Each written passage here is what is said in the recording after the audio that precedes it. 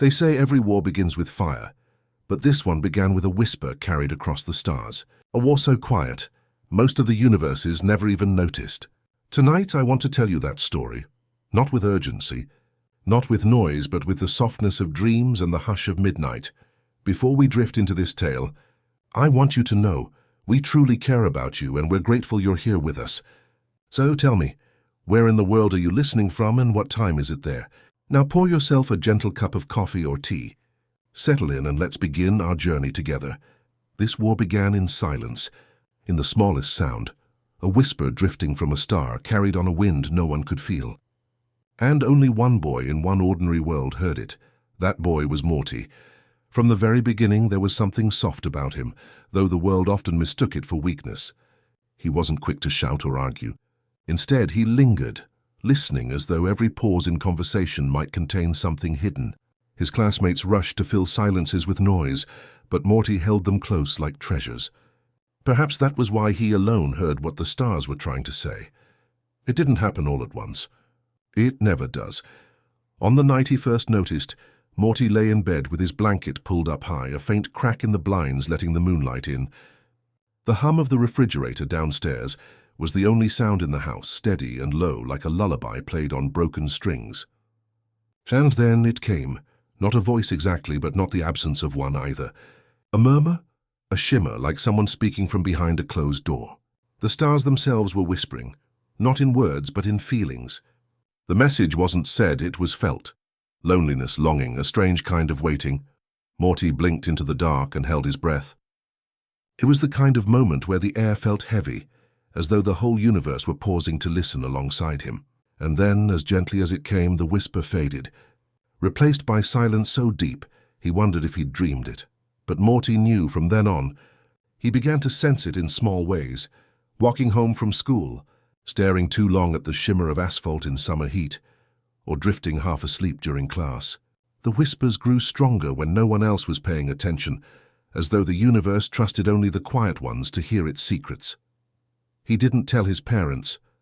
His father was always distracted by inventions that never worked, and his mother, though kind, had eyes filled with her own shadows. Telling them would have been like trying to describe music to someone who couldn't hear, so he kept it close, hidden like a pocket full of marbles only he knew the weight of. But there was one person he couldn't hide it from. Not for long.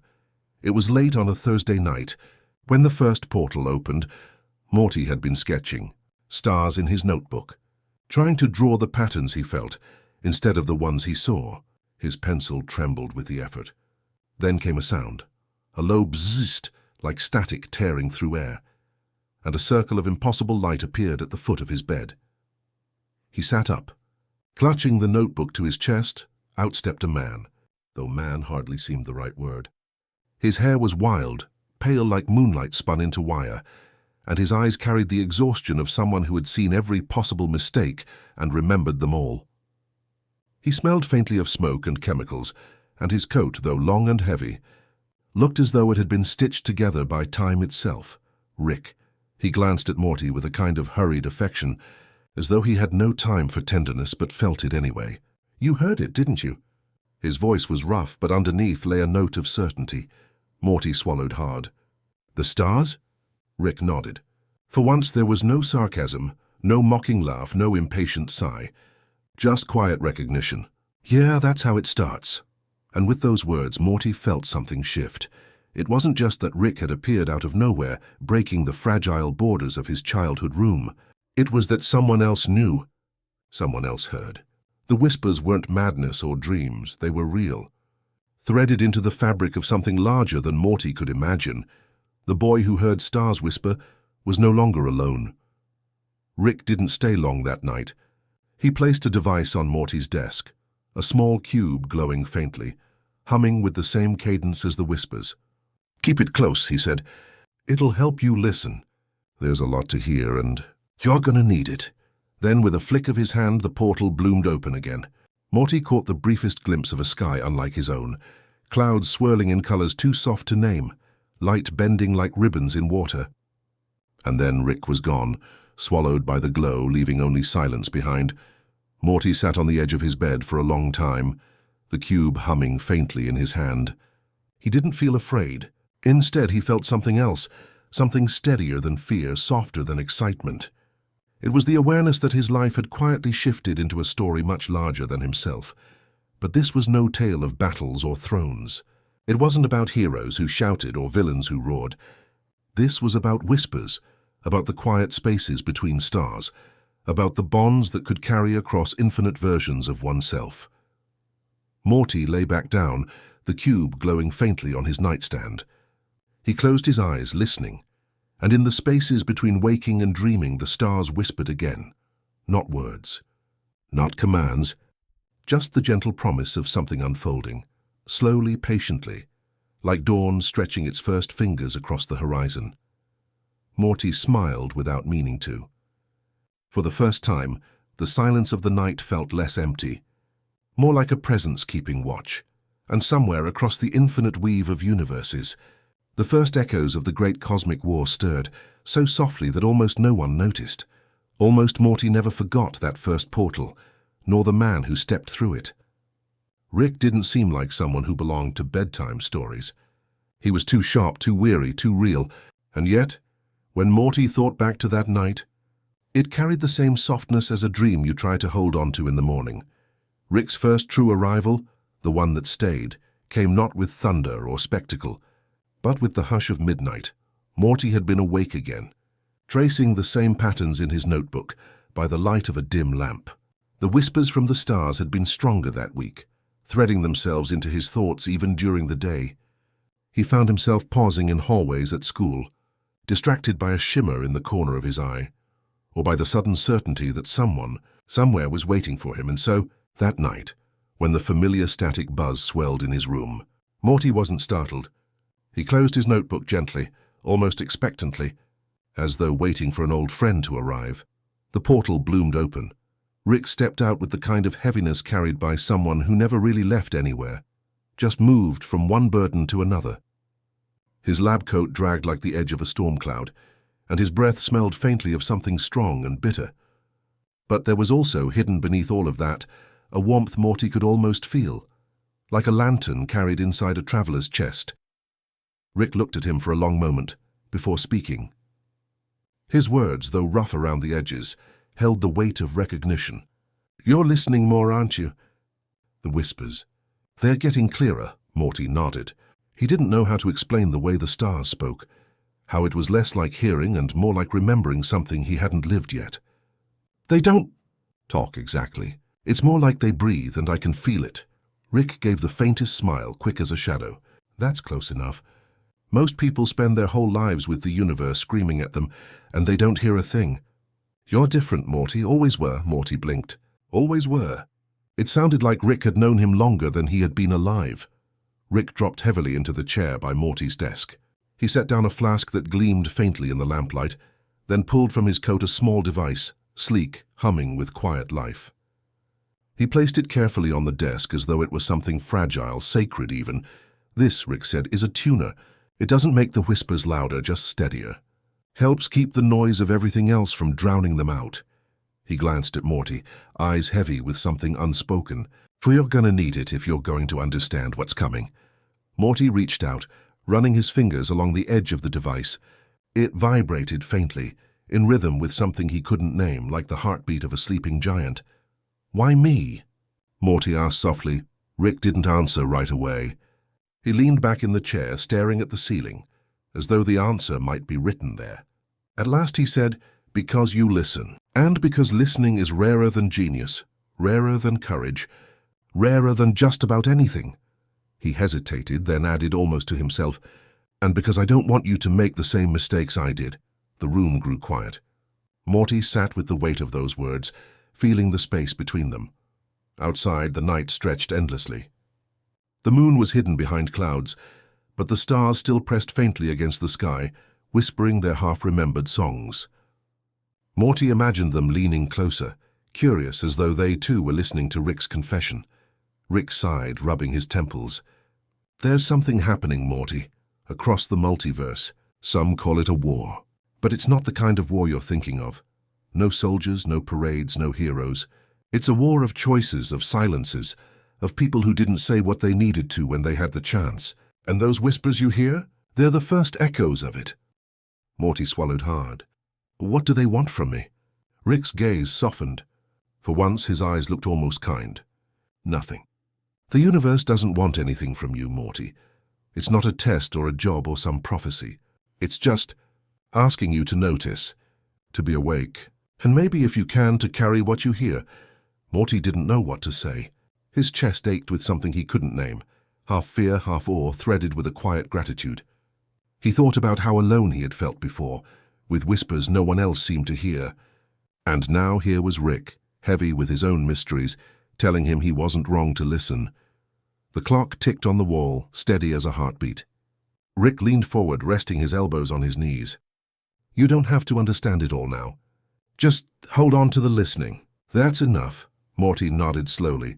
He wanted to ask 100 questions, about the war, about the whispers, about Rick himself, but something in Rick's tired posture told him not to press. There would be time. Instead, Morty asked the smallest, simplest thing. Will you come back? Rick looked at him with something almost like surprise. Then he gave a short laugh, though it carried no mockery. Yeah, Morty, I'll come back, whether you want me to or not. He rose, collecting the flask and slipping it back into his coat. The portal gun in his hand glowed faintly, ready to open another door. Before stepping through, Rick paused. Keep the tuner close and don't be afraid of the silence. Sometimes it tells you more than the noise ever will. The portal flared open, bathing the room in pale light. For an instant, Morty glimpsed another world. Strange towers of glass bending like reeds, skies that shimmered with colors he couldn't name. And then, as quickly as it came, the vision was gone. The room was quiet again, save for the steady hum of the tuner. Morty lay back on his bed, staring at the faint glow on his desk. He let the silence press in around him, heavy and full, and found that he was not afraid. The whispers returned, softer this time, as though testing him. Morty closed his eyes, listening. He didn't understand, not yet. But he was beginning to trust that understanding would come in its own time, and so, under the watch of an infinite sky, Morty drifted towards sleep, the hum of the tuner echoing like a lullaby. Somewhere across countless worlds, the great cosmic war stirred again, not with fire but with silence, and the boy who heard stars whisper had taken his first step into it. Dreams had always been strange for Morty, but after Rick's visits, they began to feel less like dreams and more like memories from lives he had not yet lived. He would drift into sleep and find himself walking through worlds that shimmered with impossible colors, places where time moved like water, slow in some corners, quick in others. It was on one of those nights, long after Rick's second arrival, that Morty first stepped into a portal dream. The dream did not begin with the usual blur of nonsense. It began with a sound, a low hum, steady as a heartbeat. When Morty opened his dream eyes, he saw the air around him glowing with shifting lights. A circle, bright and alive, hovered in front of him. A portal. Unlike Rick's real portals, this one pulsed softly as though it were breathing. Morty stepped closer, drawn by a sense of recognition. The whispers of the stars, the same ones that visited him while awake, threaded through the air here too, clearer than ever. Morty didn't hesitate. He stepped through. On the other side, he found himself standing in a world that felt both endless and small, like a thought that stretched forever, but fit easily into the palm of his hand. The sky was not one color, but many, lavender shading into deep blue with streaks of green curling like brushstrokes across it. The ground beneath him glowed faintly, as though the earth itself held embers of light. Morty turned slowly, trying to take it in. Everything was quiet, but not empty. It was the quiet of a library, the quiet of a place holding countless secrets. And then he realized he was not alone. Across the glowing field he saw himself, another Morty standing with hands clasped behind his back, gazing at the sky as though searching for something. This other Morty was taller, a little older, and carried himself with a kind of calm that felt unfamiliar. His face was still his, but his eyes held the depth of someone who had walked further. The older Morty looked at him and smiled faintly. So you're listening too. Morty felt his chest tighten. His voice wavered. Are you me? Yes, the older Morty said softly. And no, I'm one of the many echoes. You're just starting. I've walked a little further. The younger Morty wanted to ask so many things, what it meant, how far he would go, what he was supposed to do, but before he could speak, the older Morty raised a hand gently, as though calming a child. Don't rush. The whispers will teach you. Rick will guide you in his own way. And you'll make mistakes. That's part of it. But remember this, no war is as loud as people think. Most of the battles are fought inside, in silence. The words echoed reverent and slow, as though spoken not just to him but to the entire universe. Morty felt them sink into him, like stones dropped into a still pond. Before he could answer, the air around them shifted. The sky rippled and a breeze stirred, carrying fragments of voices. For a moment, Morty thought he heard Rick's laughter, then his sigh, then the sound of someone weeping. The older Morty tilted his head, listening with the same patience the younger one had been learning. They're calling, the older Morty said. Not just to me or you, but to all of us. Across every version, every world. And if we listen carefully, we can hold the threads together so it doesn't unravel. Morty swallowed, unsure what it meant. Unravel? The older Morty's eyes softened with something like pity. The Great Cosmic War. It's not about fighting with weapons. It's about losing what holds us together, forgetting, turning away. If enough of us stop listening, the stars grow quiet.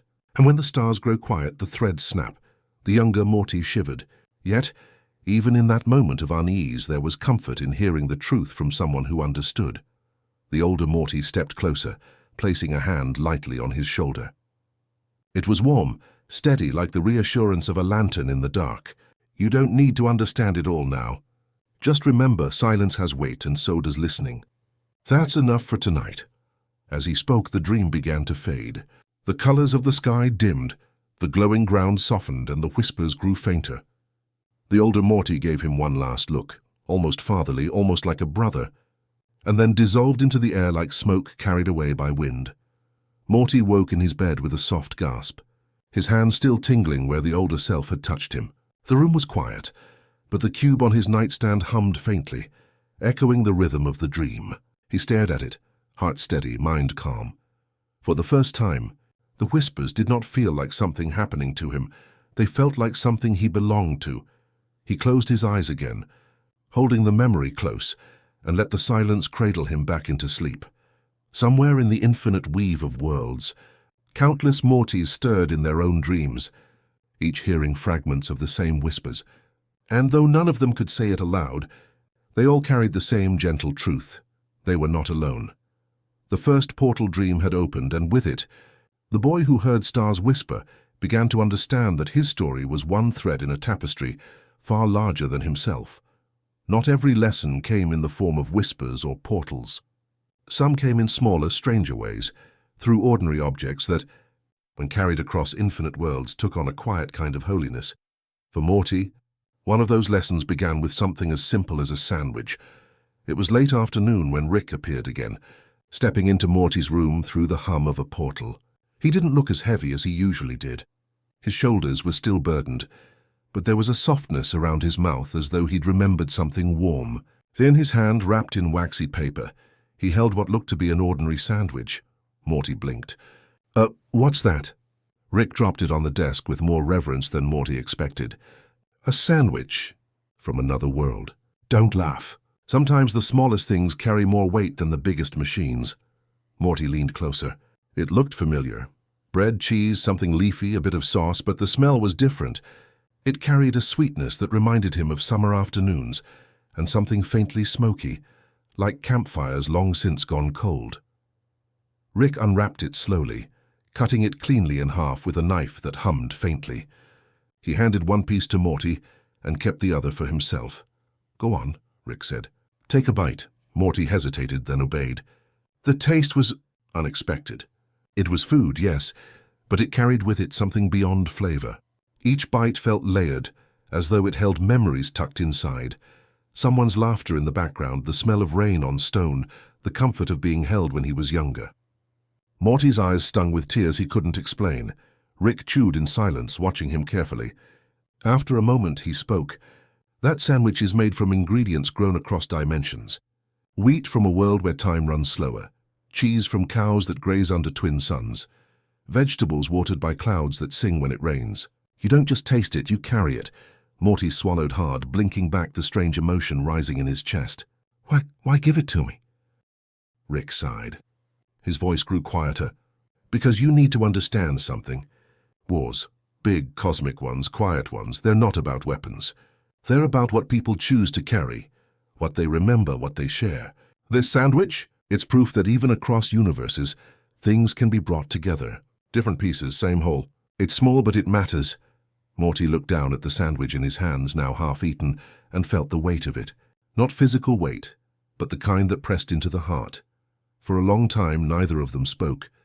They just ate in silence, chewing slowly, letting the layers of taste and memory settle inside them. The hum of the cube on Morty's desk filled the space, steady as breathing. At last, Rick wiped his hands on his coat and leaned back in the chair. His eyes were far away, caught in some memory Morty couldn't see. When I was younger, different, dumber, I used to think meaning only came from the big things, inventions, discoveries, explosions. But after a while, you realize the universe doesn't really care about the noise. What stays with you are the quiet things. A sandwich shared. A voice that listens. A night where you don't feel alone. Morty's chest ached at the rawness in Rick's tone. He wanted to ask who Rick had shared sandwiches with before, who he had lost, but he didn't. He just listened like Rick had told him to do. Rick noticed, and something softened in his eyes. You're getting it, Morty. Listening isn't just about the stars. It's about people, too. Most folks never really hear each other. But if you can learn to, you'll find out that the smallest things carry the biggest truths. The room fell into a quiet that wasn't heavy but full, like a pause in a song that makes you love the melody even more. Morty finished the last bite of his sandwich, licking the faint sweetness from his fingers. He felt different, not stronger, not smarter, but steadier, as though something fragile inside him had been given roots. Rick stood, adjusting his coat. He didn't look quite as weary now, though the lines around his eyes still carried years of unsaid words. Keep that memory, Morty, it's yours now. That sandwich existed in one world, but by eating it you made it part of this one. That's how connections survive across dimensions, by being carried in small ways. Morty nodded. I'll remember. Rick gave a rare small smile. Good, that's all I ask. He opened a portal, the circle of light casting long shadows across the room. Before stepping through, Rick glanced back once more. His voice was rough, but his words carried warmth. Someday, when the whispers get louder and the threads start pulling apart, you'll understand why this mattered. And maybe you'll share something of your own. Then he was gone. The room dimmed again, left only with the soft hum of the cube and the faint lingering scent of the sandwich. Morty sat quietly, hands folded in his lap, heart steady. The stars whispered faintly outside, their voices gentle, as if approving of the lesson. Morty closed his eyes, letting the memory of taste and warmth sink deeper into him. It was a small thing, just a meal. But across dimensions, it was also a promise that even in the quietest war, what mattered most were the moments we chose to share.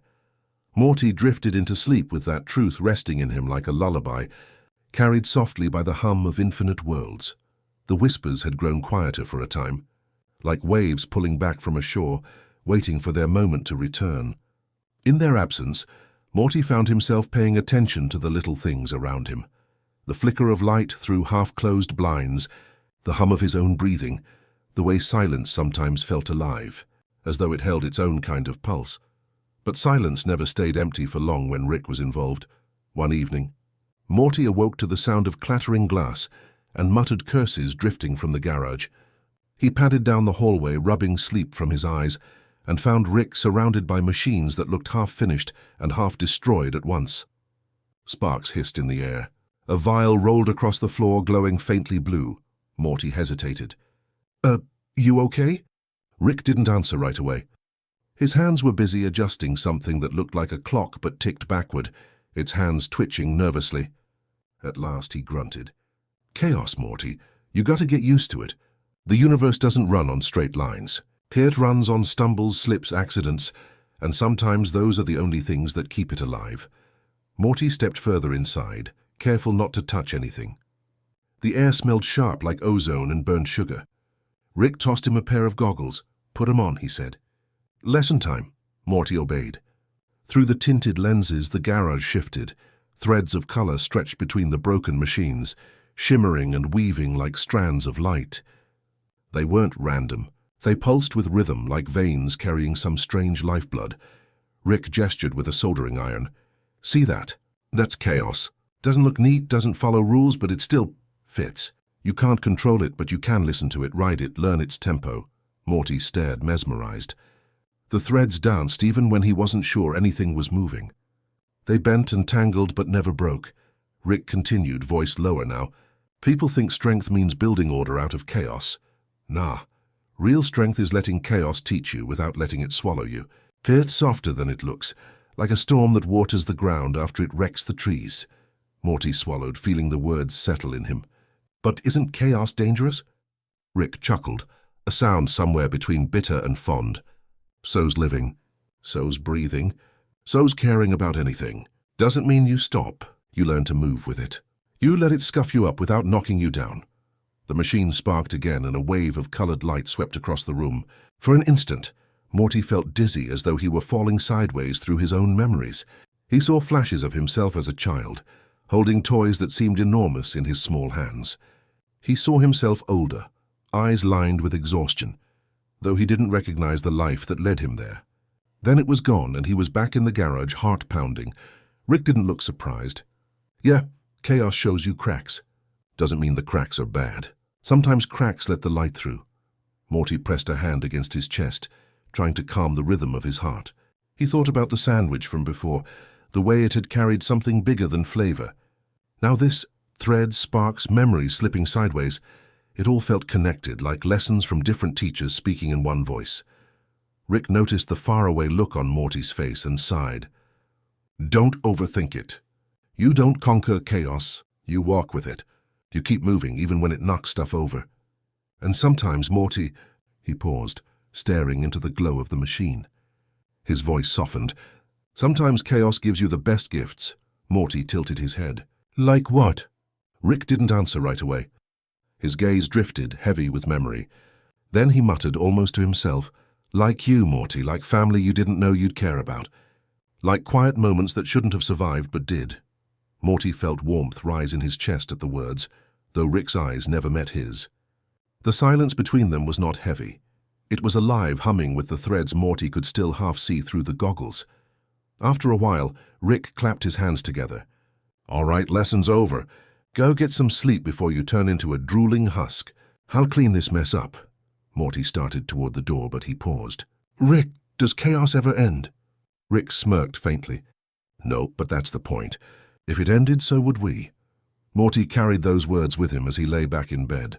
The cube on his desk pulsed faintly, steady as always, while the chaos in the garage hummed like distant thunder. He thought about the sandwich, the threads, the sparks, the cracks. Sleep came slowly, but when it did, it was full of vivid colors and half-finished songs, like the universe was painting something on the inside of his dreams, and for the first time, Morty didn't fear the chaos. He let it move through him, soft and endless, like waves that carried him out into a night with no edge. It began as little more than a shadow, drifting above rooftops with no wind to carry it. Morty noticed it first one morning when he rubbed the sleep from his eyes and glanced out the window. The sky was mostly clear, painted in pale blues, but there, hovering just above their neighborhood, was a small gray cloud that did not move. At first he thought nothing of it. Clouds were supposed to float, but by evening, when the sun burned orange behind the houses, the cloud was still there, resting low as though it were watching. By the next day, Morty realized it was following them. Wherever he and Rick went, school, the store, even across town, the cloud hovered not far above, patient and silent, its edges fraying into soft wisps. "Rick," Morty whispered one afternoon, tugging at his grandfather's sleeve as they walked back from the garage supply shop. "That thing's been above us for 2 days now." Rick tilted his head, squinting at the sky. He burped lightly, unconcerned. "Huh? Guess we picked up a tag-along." Morty frowned. "A tag-along? That doesn't freak you out?" Rick shrugged. "Clouds are just water and memory, Morty. Sometimes they stick to people. Like lint on a sweater," Morty shivered. "But why us?" Rick didn't answer, at least not directly. Instead, he stopped walking and let his gaze linger on the slow-drifting gray mass. His expression softened in a way Morty rarely saw, as though he recognized something familiar. That night, the cloud settled outside Morty's window. Moonlight caught in its edges, turning it silver, almost luminous. It didn't thunder, didn't rain. It simply stayed. Morty lay awake longer than usual, staring at the faint glow through his curtains, and somewhere between wakefulness and sleep, he thought he heard a voice. It was not words exactly, more like the sound of an old lullaby sung through water, soft and broken yet steady. The next morning, Morty asked, "Rick, do you think it's trying to tell us something?" Rick yawned, fiddling with a screwdriver. "Everything tries to tell us something. The trick is figuring out if it's worth listening," Morty pressed. "So should we listen?" Rick gave him a sideways glance, sharp but not unkind. "Maybe you should. Clouds don't follow me, Morty. They follow you. Which means this one's your teacher, not mine." Those words lingered in Morty's chest long after Rick shuffled off to the garage. Days stretched on, and the cloud never left. It drifted overhead at school, casting a faint shadow that none of his classmates seemed to notice. It hovered above when Morty sat in the park, watching children play and dogs chase each other across the grass. It was there when he returned home, low and silver at dusk, waiting patiently. At first, Morty felt embarrassed, like he was marked. But slowly, the cloud's presence began to feel different, less like surveillance, more like companionship. It was never heavy, never storming, just quietly near, as though it carried a piece of his heart inside it. One evening, Morty climbed the roof and sat beneath it. The shingles were still warm from the day's sun.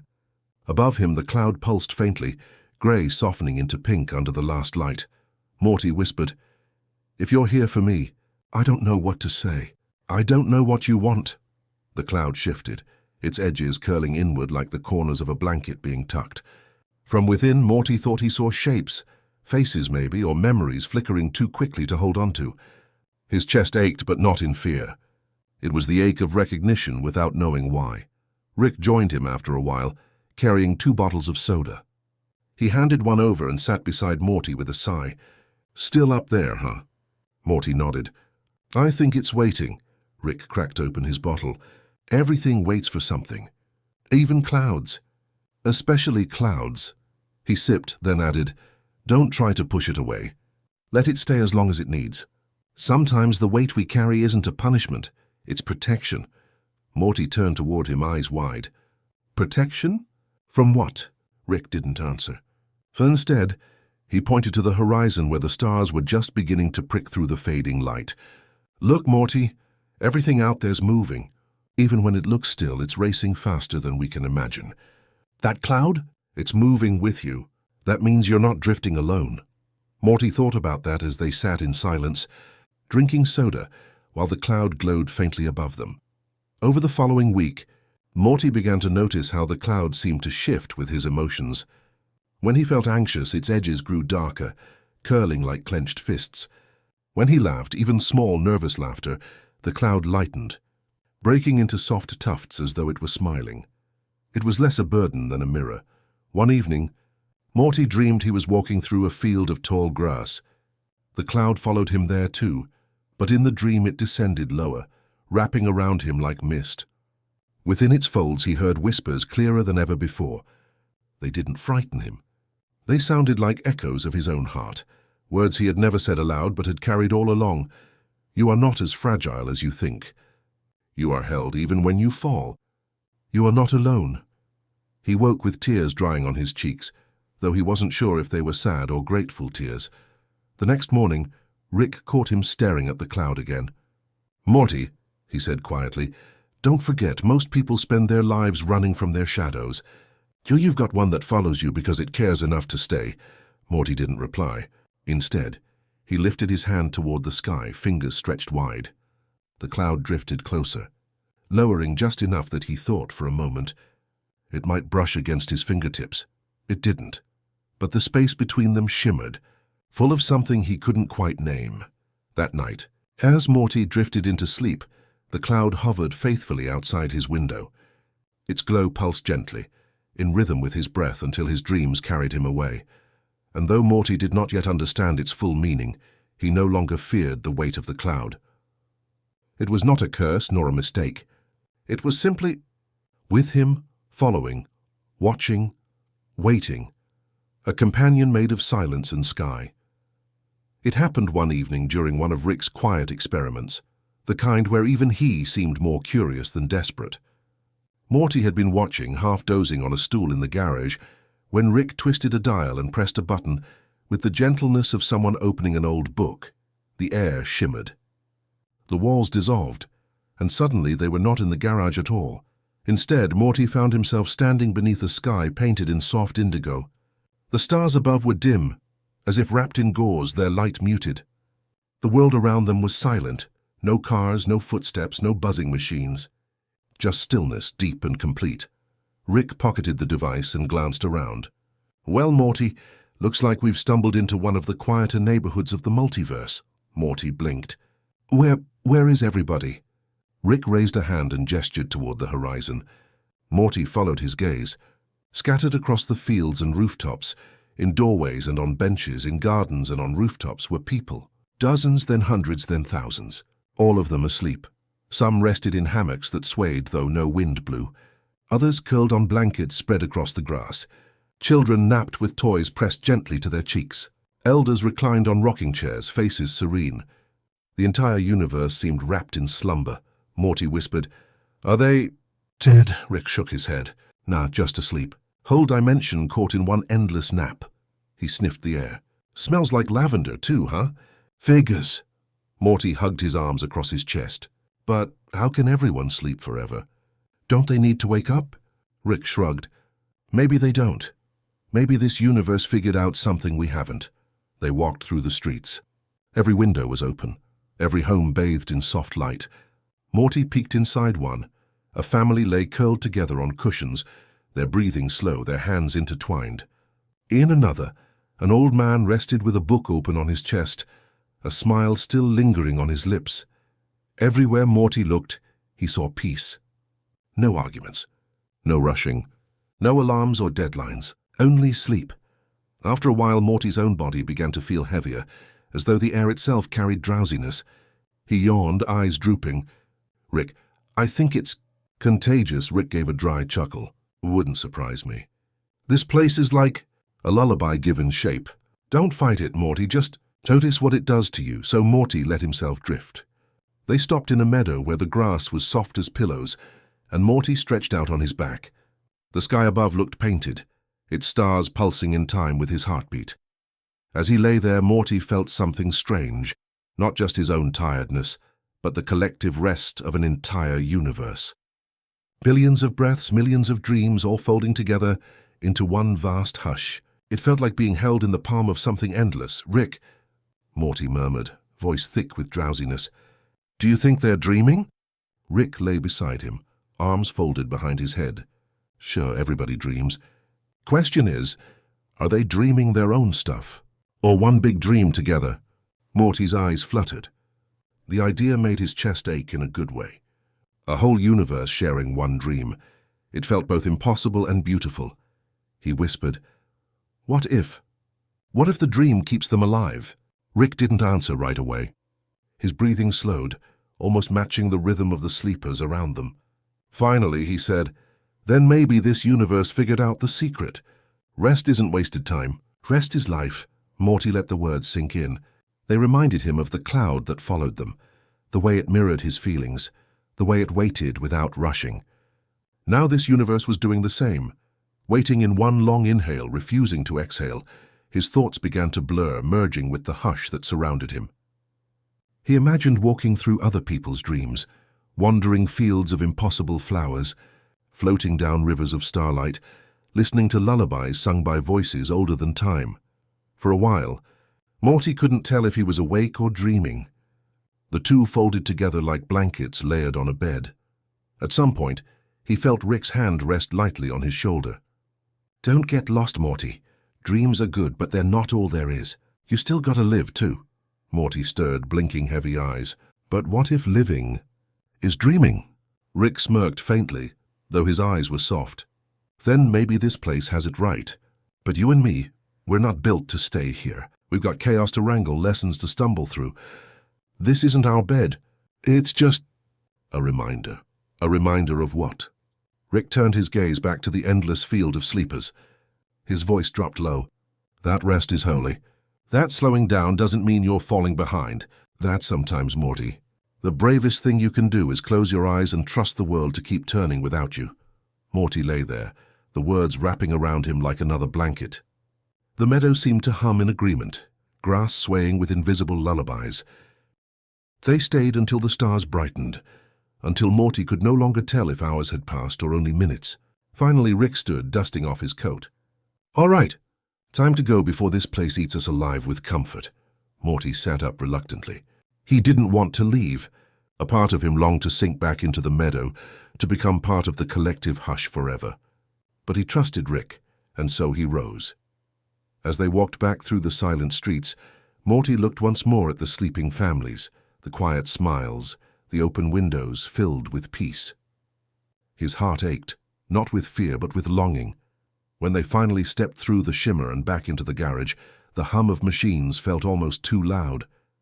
Morty rubbed his eyes, as though carrying fragments of that sleeping world inside him.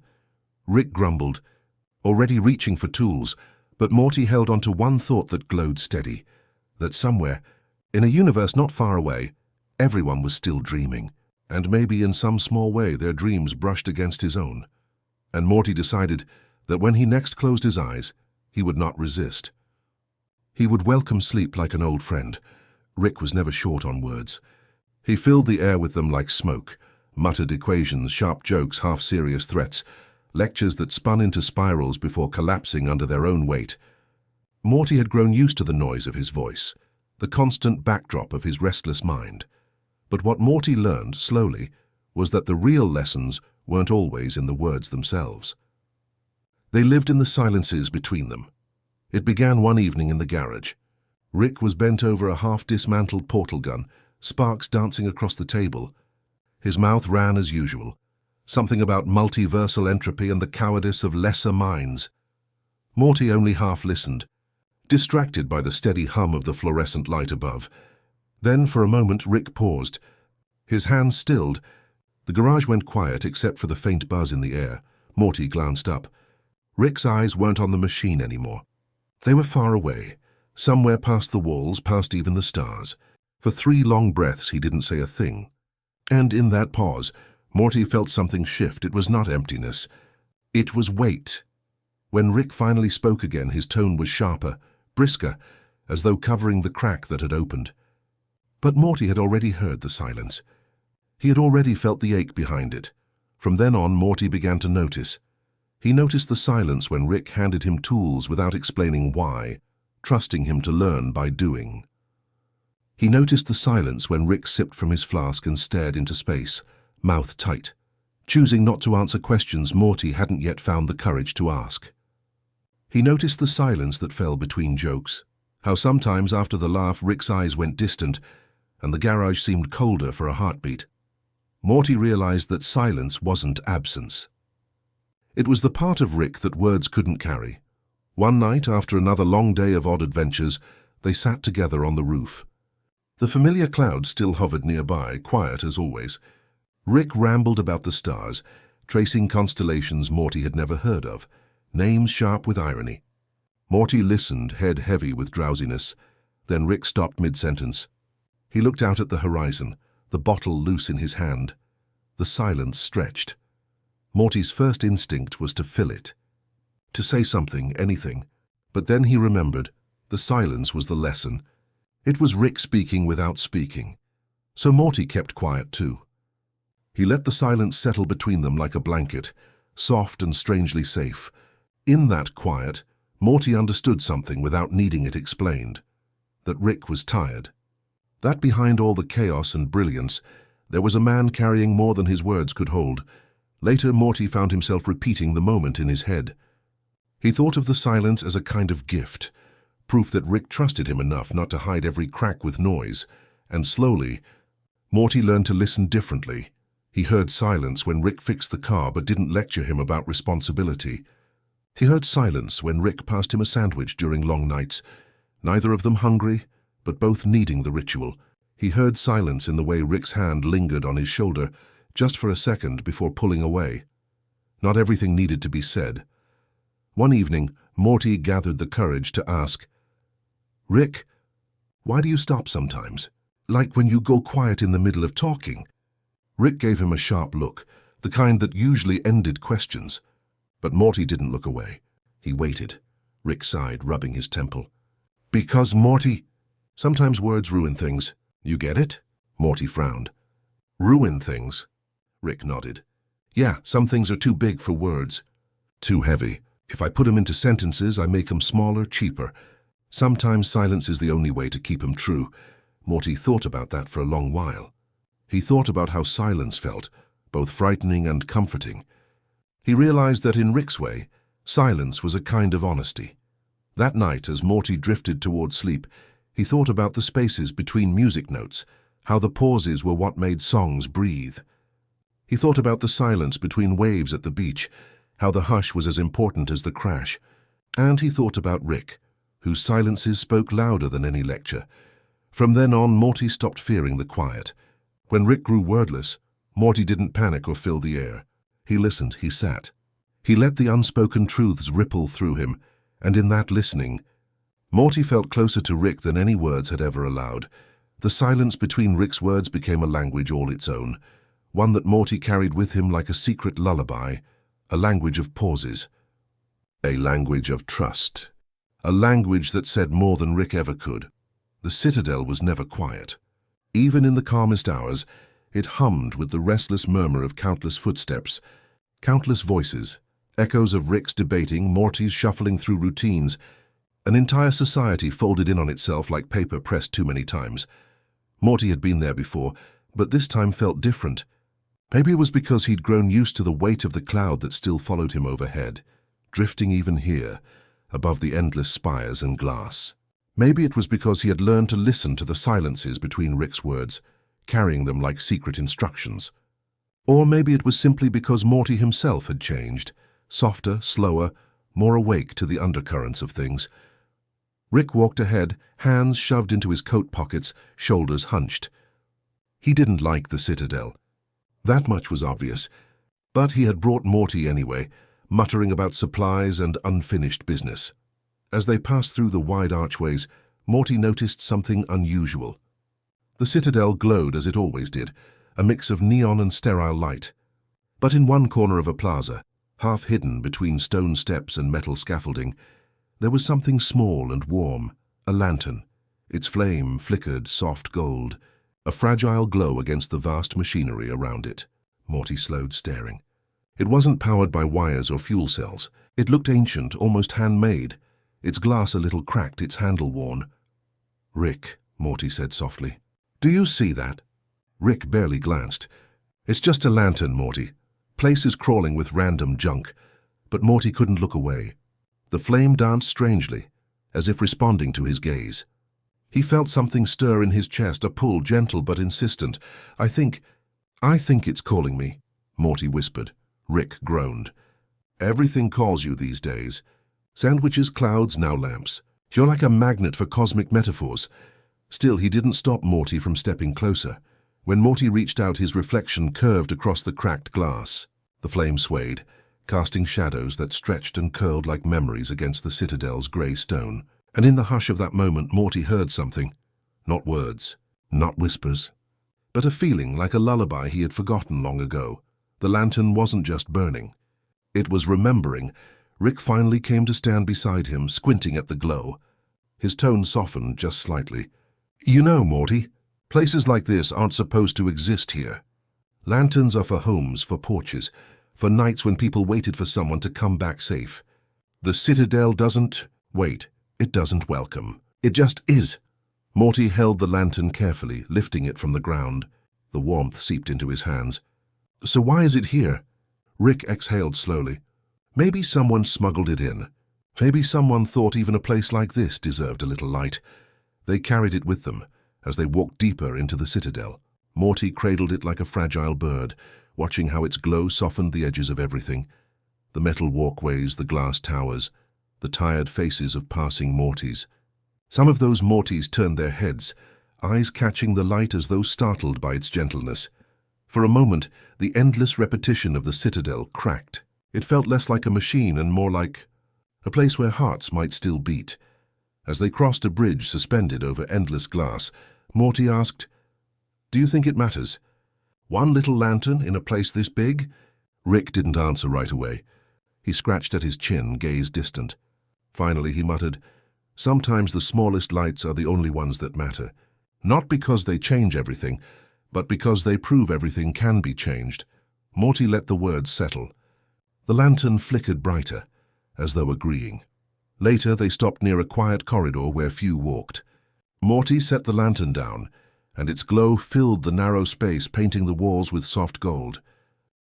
Rick leaned against the wall, watching silently. His flask stayed in his pocket. His mouth stayed closed. Morty realized this too was one of those silences that spoke louder than any explanation. So Morty spoke instead. "When I hold it, I feel like it's older than the Citadel. Like it remembers things no one else does. Things about home, about waiting, about love." His voice trembled slightly on that last word. Rick's expression flickered, unreadable, but he didn't mock or dismiss. He just nodded once, slowly. They left the lantern behind, resting in that corridor where its glow could guide anyone lost enough to find it. Morty wanted to carry it forever, but somehow he knew it wasn't his to keep. Some lights weren't meant to be owned. They were meant to be shared. As they walked away, Morty glanced back. The lantern was small, but in the vastness of the Citadel, it shone like a heartbeat. That night, back in their own world, Morty dreamed of lanterns scattered across countless universes, each one glowing softly in places where light was rare. Some flickered on porches, some rested in forests, some floated on rivers carried by invisible hands. In the dream, he realized they were all connected, tiny stars in an endless constellation of human hope. And when Morty woke, the memory of the lantern in the Citadel stayed with him, steady as breath. Not all lessons came from Rick's machines. Some came from smaller things, a sandwich, a cloud, a lantern, each one teaching him the same quiet truth, that even in chaos, softness survived. Even in the coldest places, someone had once chosen to light a flame. Morty didn't notice it at first, the shift inside him. It was small, quiet, like a new seed pressing through soil. Empathy. The word sounded soft, almost fragile, but the way it lived inside him was steady, growing each day like a hidden star. It began after the lantern in the Citadel. Morty couldn't stop thinking about it. The way its glow had touched strangers, the way it seemed to listen without speaking. For the first time, he realized that even in a place filled with thousands of faces that looked like his own, not a single one had lived the same story. Each Morty was a different river, flowing from a different spring. One afternoon, as Rick tinkered in the garage, Morty wandered into the backyard. The air smelled of dust and cut grass. A snail crept slowly across a patch of cracked concrete, its shell gleaming faintly. Morty crouched down to watch it. At first he thought about how easy it would be to step on it, an old careless thought from the boy he had once been. But instead he bent lower, noticing the delicate way the snail's body stretched, how it carried its home on its back, how even something so small struggled to keep moving forward. For a moment, Morty whispered, "I get it. You're just trying to make it somewhere safe." The snail, of course, didn't answer, but the thought lingered in Morty's chest, echoing softly. He realized empathy wasn't about waiting for someone to speak. It was about choosing to listen before words even arrived. Later, on another journey with Rick, they landed in a universe where the sky never brightened. The world there was always twilight, houses leaning like tired figures, streetlights glowing dim orange, shadows stretching too far. Rick muttered about collecting some rare mineral. Morty, meanwhile, drifted through the streets, his eyes catching on the quiet faces of the people. They looked exhausted, as though carrying burdens no one could see. Morty felt something stir inside him again, that ache of recognition even for strangers. He didn't know their stories, but he could feel their weight. He didn't need to ask why they were tired. It was enough to simply notice, enough to understand that life was heavy here. A woman carrying bags stumbled near him. Morty rushed forward, instinct pulling him. "Here, let me help," he said, steadying her. She blinked at him with surprise, then gratitude. Her lips trembled as she whispered, "Thank you." That small word stayed with Morty long after they left the twilight world. It hummed through him like the flame of the lantern. Helping her hadn't changed the universe, but it had softened something in both of them. Back on their ship, Rick teased him. "You're getting sentimental, Morty. Gonna start writing poems next?" Morty didn't mind the joke. He only smiled faintly, staring out at the stars. "Maybe, Rick. Maybe people just need someone to care. Even a little bit." Rick grunted but didn't argue. Days passed and Morty noticed more. A tired sigh in Rick's voice after too much work. The way Summer hid her frustration behind sharp jokes. Even his mom staring out the kitchen window, silent, as if she were somewhere else. Morty found himself reaching out more, asking softly if they were okay, sitting beside them without needing to fix anything. Just being there. And slowly he realized empathy wasn't a power you used. It was a door you opened. It let you step into another's quiet, even if you couldn't change what was waiting there. One evening, Morty asked Rick, "Did you ever learn empathy?" Rick paused mid-sip of his flask. His eyes narrowed, tired but sharp. "Empathy's a liability, Morty. World's rough enough without carrying other people's pain, too." Morty hesitated, then said, "But doesn't it make you less alone?" For a rare moment, Rick didn't answer. The silence stretched, and Morty knew it was one of those silences heavy with meaning, the kind he had learned to listen to. The next trip brought them to a world where rivers ran with silver light. Morty wandered near the water's edge, staring at the glow rippling beneath the surface. He saw children playing, their laughter ringing like bells. For once he didn't feel like an outsider watching. He felt connected, as if their joy brushed against him soft as wind. Morty thought, maybe this is empathy too, sharing happiness, not just sorrow. That night, when he lay down to sleep, Morty dreamed. He dreamed of holding the lantern again, but instead of carrying it alone, he passed it to someone else. They held it gently, then passed it further, until hundreds of hands shared the same flame, each one adding its warmth. When Morty woke, he realized empathy wasn't only about feeling with others. It was about remembering that everyone was part of the same long, fragile story. Weeks later, Morty found himself in another Citadel corridor. This time no lantern waited, but he didn't need one. He carried the memory of its light inside him. He walked past a group of Mortys and noticed the slump in their shoulders, the weariness in their steps. He offered one of them a small nod, a soft smile. The other Morty looked startled, then smiled back, brief but real. It was enough. Empathy didn't demand grand gestures. It lived in small exchanges. A helping hand, a shared silence, a smile passed like a secret. Morty finally understood that it was never about fixing the world. It was about remembering that no one should have to carry it alone. That night, Morty told Rick quietly, "I think I know what empathy feels like now.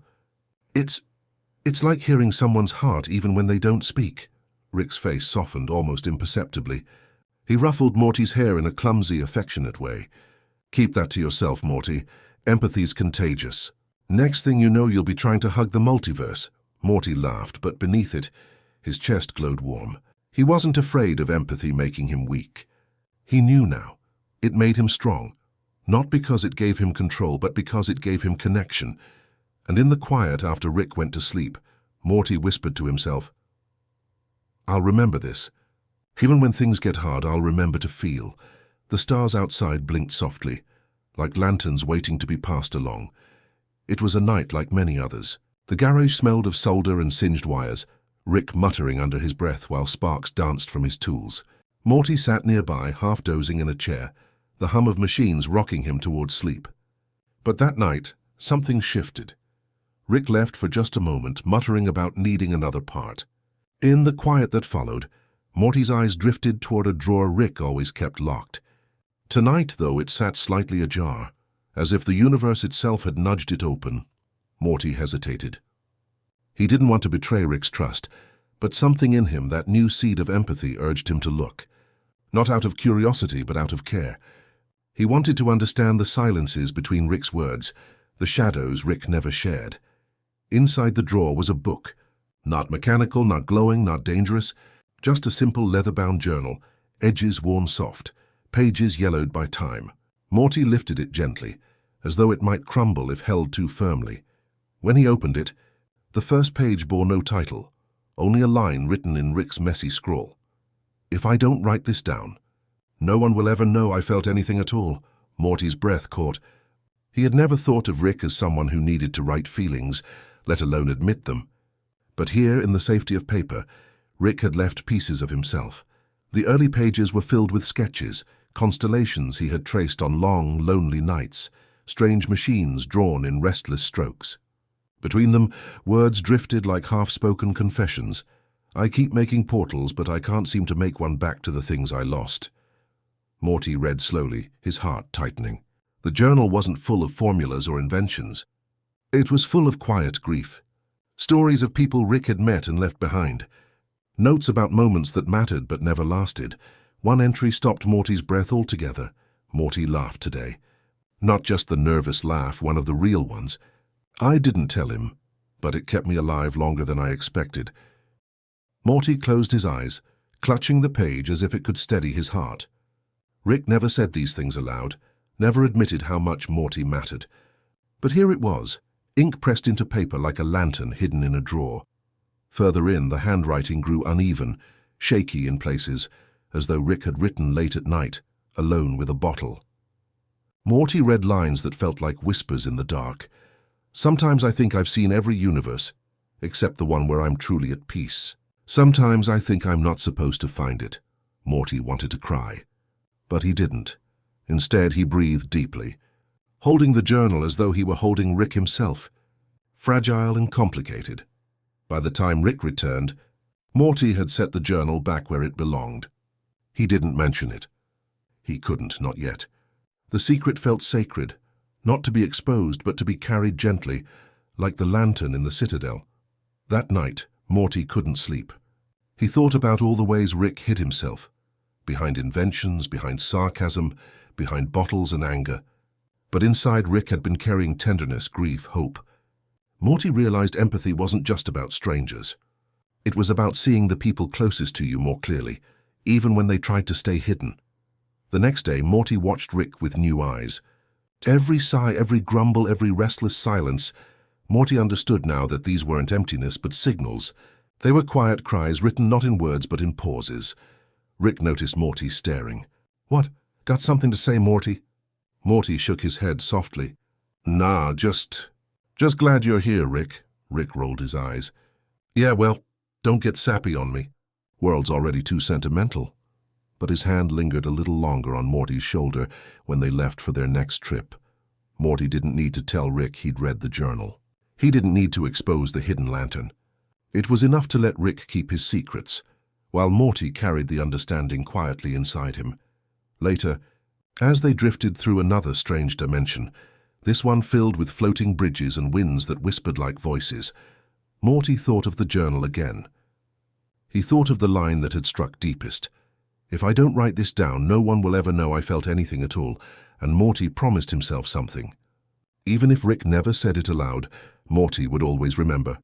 He would be the one who knew, the one who carried the proof of Rick's hidden tenderness, because sometimes love wasn't spoken. Sometimes it lived in secret journals, in silences, in small touches disguised as accidents. And sometimes the deepest act of empathy was to hold those secrets with reverence, never demanding, never exposing, only listening. That night, Morty whispered into the stars, as if they might carry his words back to Rick's restless heart. "I know you care, Rick, even if you never say it. And I care too, always." The stars shimmered faintly, like ink pressed into the sky, and somewhere, Rick turned in his sleep, his dreams briefly softer.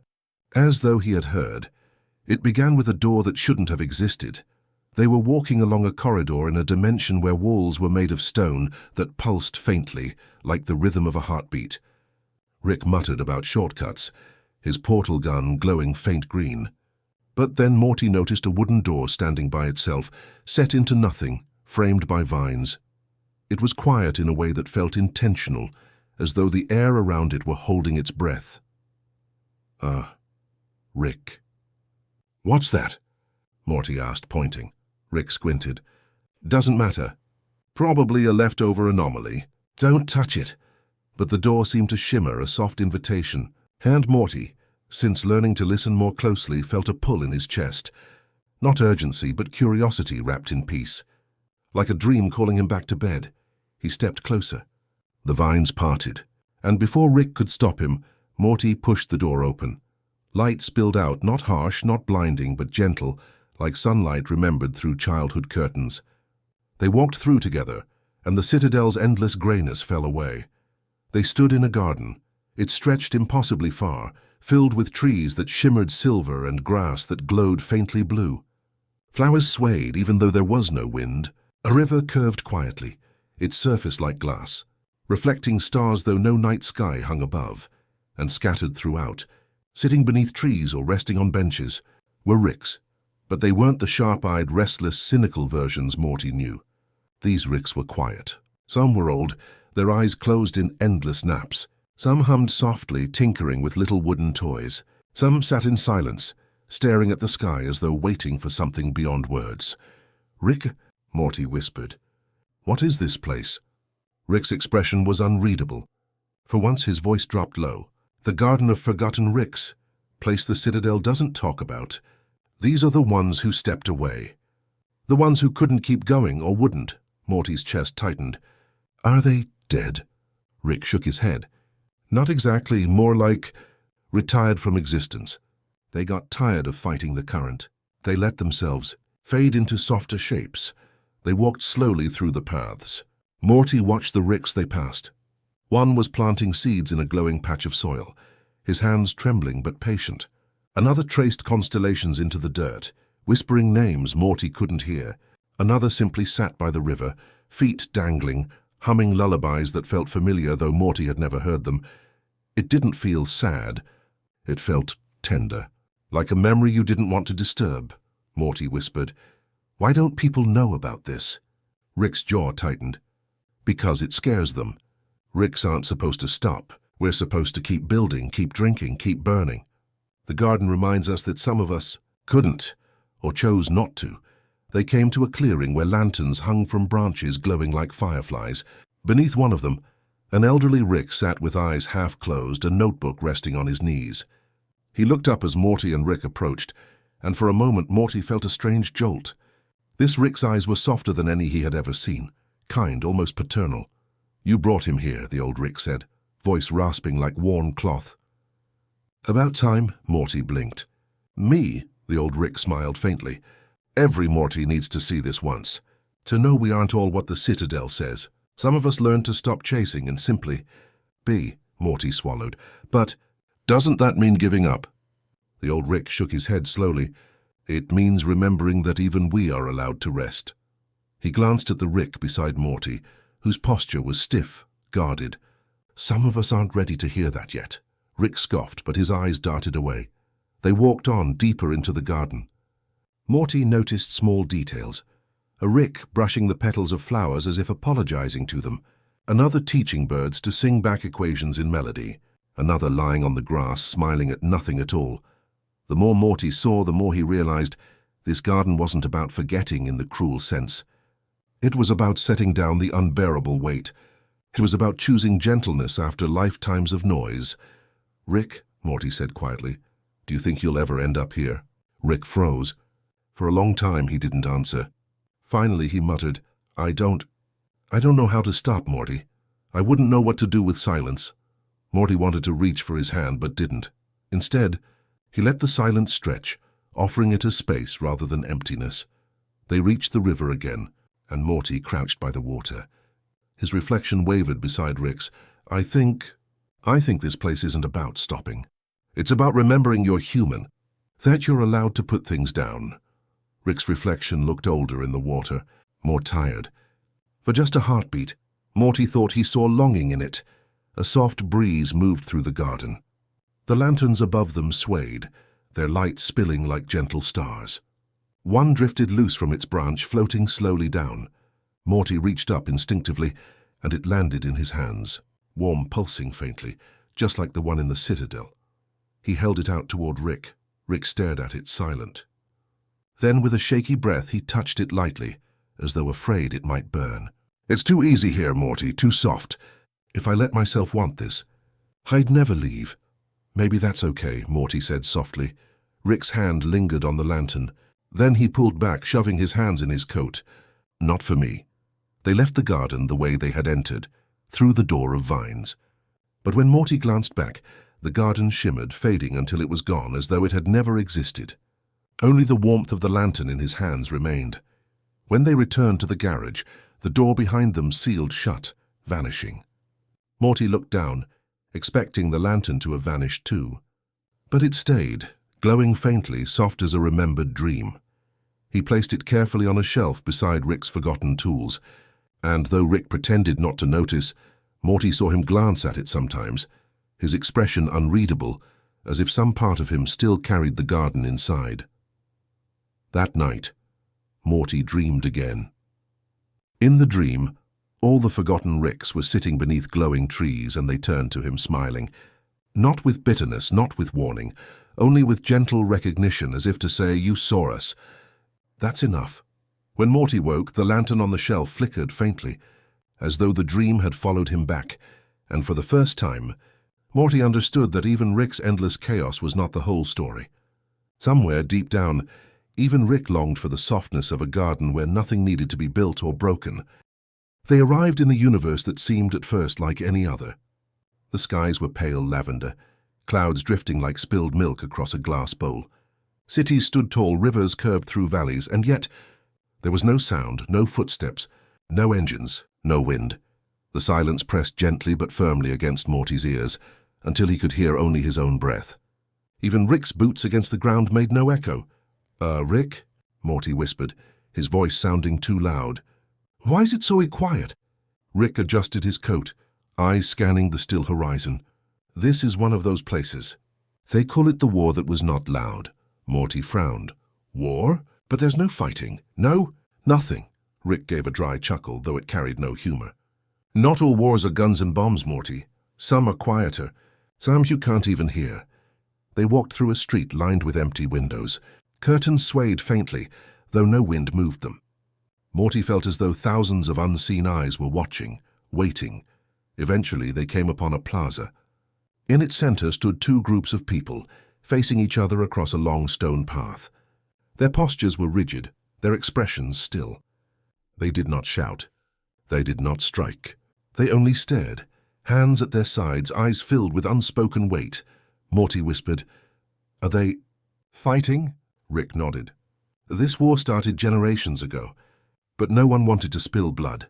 So they fought another way, by silence, by refusing to listen, by letting the space between them become sharper than any blade." Morty shivered. He could feel it, the heaviness in the air like a note held too long. The silence wasn't peaceful. It was brittle, dangerous, aching with everything left unsaid. He stepped closer, watching faces lined with exhaustion. Some had tears that never fell. Some bit their lips as if holding back words that might shatter everything. The war was not loud, but it was endless. Morty turned to Rick. "Why don't they just talk or walk away?" Rick shrugged, though his eyes stayed sharp. "Because pride's a heavier weapon than most guns. Once you've carried it long enough, you forget how to set it down." Morty looked back at the two groups. He imagined what it would be like to live in this silence, to inherit it without ever choosing it. Children born into a war that made no sound, taught to stand in still lines instead of play. The thought hurt. Without knowing why, Morty stepped into the space between the two groups. The stone beneath his shoes felt colder, as though he had crossed into a place sacred and dangerous. Dozens of eyes turned toward him. No one spoke. Morty swallowed. His heart pounded, but he forced his voice out, soft but steady. I don't think this war is helping anyone." The words rippled through the plaza. Some faces tightened, some eyes softened. Still no one answered. Rick muttered behind him, "Careful, Morty, wars like this don't break with speeches," but Morty kept speaking. His voice shook, but he poured himself into it. I think you're all carrying something heavy. I don't know what started it. I don't even know what side I'd be on. But I know what it's like to feel alone, and that's what this looks like. A bunch of people alone together." His words echoed off the silent walls. For a long moment, nothing moved. Then in the crowd, a child, small, maybe 8 years old, stepped forward. Her eyes were wide, trembling. She walked across the line and reached for another child's hand on the opposite side. Gasps filled the silence, not loud but sharp, like glass cracking. The two children held hands. Nothing more.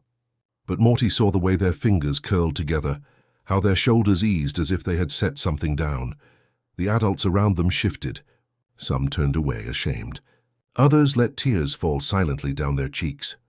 One man took a hesitant step forward, then another, until he too crossed the invisible border. And just like that, the silence changed. It didn't vanish. It grew warmer, softer, no longer brittle but fragile in a hopeful way. Like silence before a song begins. Rick crossed his arms, watching. Guess sometimes it just takes one fool to break the spell. Morty blushed faintly. I wasn't trying to, fix everything. Yeah, well, Rick said, voice quiet. Sometimes fixing everything isn't the point. Sometimes just proving it can change is enough. They left the plaza as the first hesitant conversations began. Not shouts, not debates, but murmurs, soft and halting. The war wasn't over, but it had cracked just enough for light to seep in. As they walked back toward their ship, Morty asked softly, "Do you think we fight wars like that too, Rick? The kind that aren't loud?" Rick gave a long exhale. "All the time, Morty, between friends, between family, between ourselves. Maybe those are the hardest wars of all because nobody wins. You just wear each other down until one of you blinks or breaks." Morty nodded slowly. He thought about the silences in his own house, the spaces between his parents' words, the way Summer sometimes stormed upstairs without saying anything. He thought about Rick's journal, filled with quiet grief. He thought about the silences between Rick's own words, the kind Morty had learned to listen to. Maybe they too were fighting a war that was not loud, but as he remembered the two children holding hands, Morty felt a small hope stir. If even one hand could cross the silence, maybe theirs could too. That night Morty dreamed of a battlefield covered not in smoke or blood, but in lanterns. Each lantern was carried by someone brave enough to step forward, each one softening the silence until the war dissolved into light. When he woke, the world felt quieter, but not in the brittle way. Quieter in the way of morning before birdsong, full of possibility. And he thought, perhaps that was the lesson of the war that was not loud, that sometimes the hardest sound to make was the first gentle word. It was not a portal or a crash landing that marked the next chapter of their journey, but a pause. For once, Rick's portal gun stayed clipped to his belt. The sky above this universe was a slow river of stars, flowing without urgency, and the ground beneath them was covered in moss that glowed faintly with each step. They set up camp in the quiet between worlds. Rick rummaged through vials and flasks, muttering equations under his breath. Morty sat on a fallen log, staring at the moss light beneath his sneakers. For the first time in days, maybe weeks, he noticed how tired Rick looked. Not the usual tired of too much drinking or too many schemes, but something deeper, the weight of carrying galaxies inside his head and grief inside his chest. Morty had always known Rick was heavy, but tonight, in the glow of moss and starlight, he saw it. "Rick," Morty asked softly. Rick didn't look up, still adjusting a burner flame. "You ever get tired of hearing yourself talk?" Rick froze for a beat, then chuckled without humor. "What, you volunteering to take over the rants now, Morty?" Morty shook his head.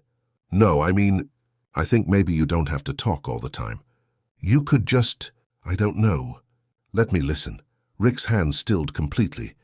The flame flickered, the moss glowed. Morty's words hung between them, delicate like glass.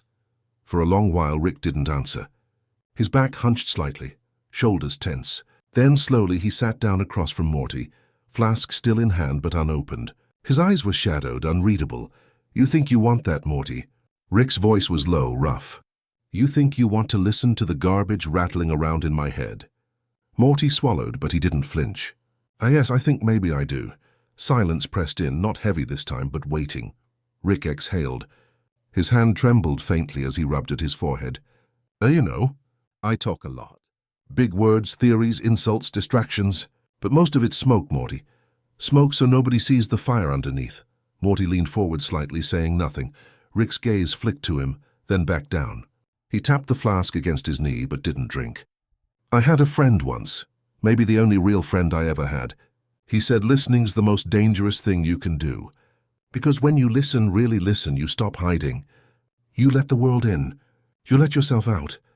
Morty's chest ached at the weariness in Rick's tone. He wanted to reach out, but instead he just nodded, giving Rick the room to keep going. You don't know what it's like, Rick continued, voice roughening. Carrying universes in your head. Knowing every choice leads to some other death. Every discovery breaks something else.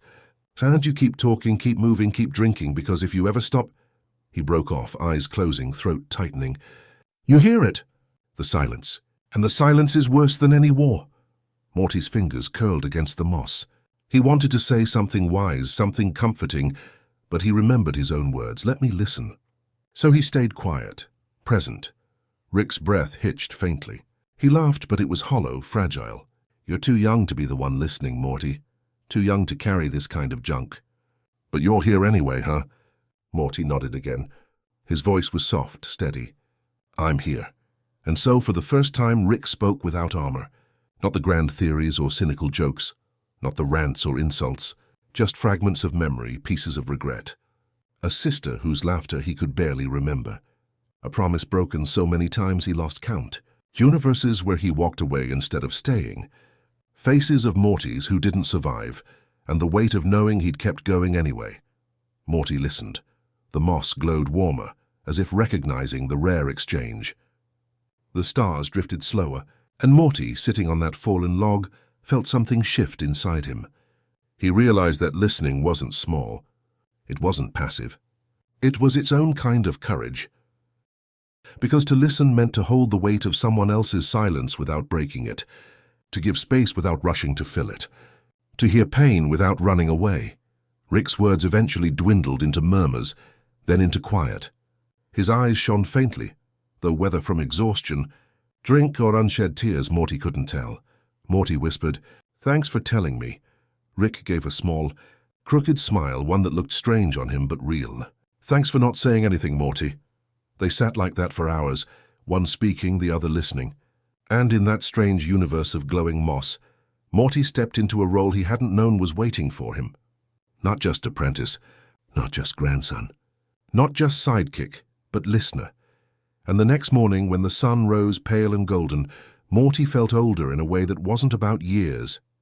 He felt fuller, as if in holding Rick's silence, he'd found a new kind of strength. As they packed up to leave, Morty thought about the universes they had seen, the wars that were not loud, the lanterns in the Citadel, the gardens of forgotten Ricks. All of them carried echoes. All of them asked for someone to listen. He didn't know if he was strong enough to carry it all. But he knew he would try, because sometimes the bravest thing in the multiverse was simply to stay quiet and listen. The night was still when it began. No portal gun hum, no tinkering of machines, only the sound of their breath, the faint chorus of insects in an unfamiliar field, and the soft rustle of grass bowing to the wind. Morty had almost fallen asleep when he heard it, at first faint like a memory calling his name. A whisper. Not from Rick, not from the world around them, but from somewhere between. It brushed against the edge of Morty's mind, like a thread tugging him closer. He sat up, heart slow but awake, eyes searching the stars. "Rick?" he asked quietly. Rick grunted, half asleep on the ground nearby. "What is it now, Morty?" "Don't tell me you're hearing ghosts again." "I don't know if it's ghosts," Morty whispered back. "It feels like... voices, like... me." Rick cracked an eye open. For a moment, irritation flickered there, but then softened. He looked at Morty, then at the sky above them, and sighed. "Yeah, sometimes it leaks through. The walls between timelines aren't as thick as you'd think. When you get quiet enough, you start hearing yourself." "Other selves." Morty shivered, though not from cold. The whisper tugged again, clearer this time. A voice so much like his own, yet not the same. It said only one word, soft and trembling. "Help." Rick noticed Morty's face pale. "Don't get too wrapped up in it, Morty. Half those versions of you are just echoes. You can't go chasing every cry in the multiverse. You'll drown in them." But Morty couldn't ignore it. He listened. The whisper wasn't alone anymore. Others joined it, a chorus of Mortys across infinite worlds. Some laughed gently, others wept. Some whispered warnings, some hummed lullabies he half remembered from childhood. It was overwhelming and tender all at once. He pressed his palms to the earth, grounding himself, letting the voices wash through him. "Rick, do you hear them too?" Rick was quiet a long time. When he finally answered, his voice was low, almost reverent. "Yeah, sometimes I do." Mostly when I'm too tired to fight it. It's like being haunted by all the lives you could have lived, all the ones you didn't. Morty thought of the journal he'd once found, the hidden garden of forgotten Ricks, the silence Rick carried inside. And now these whispers. Each one a story, a fragment, a reminder that no one version of themselves stood alone. As the night stretched on, the whispers grew more distinct. Morty began to catch pieces of conversations. One. Morty whispered, "I stayed home and I never saw the stars." Another laughed softly. "I forgave Rick sooner and he smiled once, just once." Another pleaded, "Tell him I love him even if he won't say it back." Morty's eyes filled, though he didn't quite know why. He felt as though he were holding 1,000 fragile lanterns, each one flickering in the dark. Rick watched him, shoulders slouched, expression unreadable. Finally Rick muttered, "Listening again, huh? That's who you are now, Morty, the listener, the one who doesn't turn away." Morty glanced at him, surprised Rick remembered their conversation from nights before. He nodded. "I don't want them to feel alone. Even if they're me, but not me." Rick exhaled slowly, eyes drifting shut again. "Careful, Morty. That empathy thing of yours, it'll break you if you let it. Not every whisper is yours to carry, but Morty thought maybe it was. Or at least some of them. Because as the whispers braided together, he felt less like one boy in a vast, uncaring multiverse and more like part of a constellation. Each voice a star, faint alone but shining when gathered. At one point a whisper that sounded older, wearier than his own, said softly, "It's okay to rest. Morty, you don't have to fix Rick, just love him quietly. That's enough." Morty lay back against the glowing grass, blinking tears into the starlight. His chest ached, but in a way that felt healing, not breaking. Rick shifted, watching him from the corner of his eye. "You're really hearing them, huh?" Morty nodded. "Yeah, and it's not scary, Rick, it's kind of beautiful." Rick snorted softly. "That's one word for it. Most Ricks call it noise, static." Morty smiled faintly. "Maybe that's the difference between us." Rick didn't answer, but the silence between them wasn't empty. It was full, rich with the sound of countless selves drifting across timelines. As dawn approached, the whispers softened, fading like dreams upon waking. But Morty knew they were still there, humming faintly beneath reality's skin. He carried them in his chest, warm as embers. Before the sun rose, one last whisper reached him, soft as a lullaby. "Thank you for listening." Morty closed his eyes. Whispering back, "Any time." Rick didn't comment. But when they packed up to leave, his hand brushed Morty's shoulder in a way that felt deliberate. A wordless acknowledgement that maybe, just maybe, he had heard the whispers too. And as they stepped back into the endless road of dimensions, Morty realized something. Every universe carried its own silence, its own whispers. Some were cries for help. Some were fragments of joy. Some were reminders that no one truly disappeared. All it took was someone willing to listen. They found themselves in a universe that seemed half asleep. The air was thick with quiet, the sky dim as though the sun had forgotten how to rise. Trees leaned inward, their leaves whispering secrets that dissolved before reaching the ground. Morty walked close beside Rick, feeling the weight of the silence pressing on them both. Rick didn't talk. Not about science, not about universes, not even about breakfast. His steps were slow, uneven. Morty noticed the way Rick's shoulders curved more heavily than usual, like gravity had singled him out. When they stopped for the night, Rick didn't set up camp in his usual restless way. He just sat on a fallen branch, portal gun resting in his lap, and stared at nothing. Morty waited, patient in his new role as listener. After a long while, Rick muttered, "Morty, you ever think about all the people who aren't here anymore?" Morty blinked. "Yeah, sometimes." Rick gave a dry laugh. "Sometimes? That's a luxury. Me, I think about it all the time. People I screwed over. People I left behind. People who just didn't make it." His voice frayed at the edges like cloth too worn to mend. Morty didn't interrupt. He only leaned forward, resting his chin in his hands, waiting. Rick opened the flask in his coat, but instead of drinking, he stared into it. The liquid reflected a faint, trembling shimmer of his face. He grimaced. "Funny thing is," Rick continued, "I don't even know if apologies mean anything anymore. You say you're sorry, but it doesn't undo the choices. Doesn't bring anyone back. Doesn't erase the universes you left burning in your wake." Morty's chest ached, but he kept quiet. He sensed this wasn't a moment for comfort. It was a moment for letting the silence stretch, letting Rick's words find their way. Rick tipped the flask back, but only a drop touched his lips. His eyes wandered to the dim horizon. So I talked to no one. I talked to the empty air. And maybe if I say it enough, the words will stick somewhere out there in the void, Morty whispered. What do you say? Rick's laugh was low, bitter, but not cruel. Same thing every time, sorry. Sorry for being brilliant and still screwing everything up. Sorry for being too selfish to stay, too stubborn to change. Sorry for building machines instead of mending people. Sorry for... His voice cracked and he stopped, blinking hard. The air around them seemed to lean closer, as if even the quiet world wanted to hear the words. Rick bowed his head, shoulders trembling. Sorry for not saving you, he whispered. It wasn't clear who he meant. Maybe many people. Maybe everyone. Morty's throat tightened. He wanted to reach out to tell Rick it wasn't all his fault, that he didn't have to carry every death, every loss. But again he held back. Rick wasn't asking for comfort. He was offering an apology into the void, and Morty understood the sacredness of that. Rick kept talking, not to Morty, not to anyone visible. His words drifted like smoke. I'm sorry I couldn't be softer. I'm sorry I couldn't be someone worth trusting. I'm sorry I never figured out how to love without breaking things.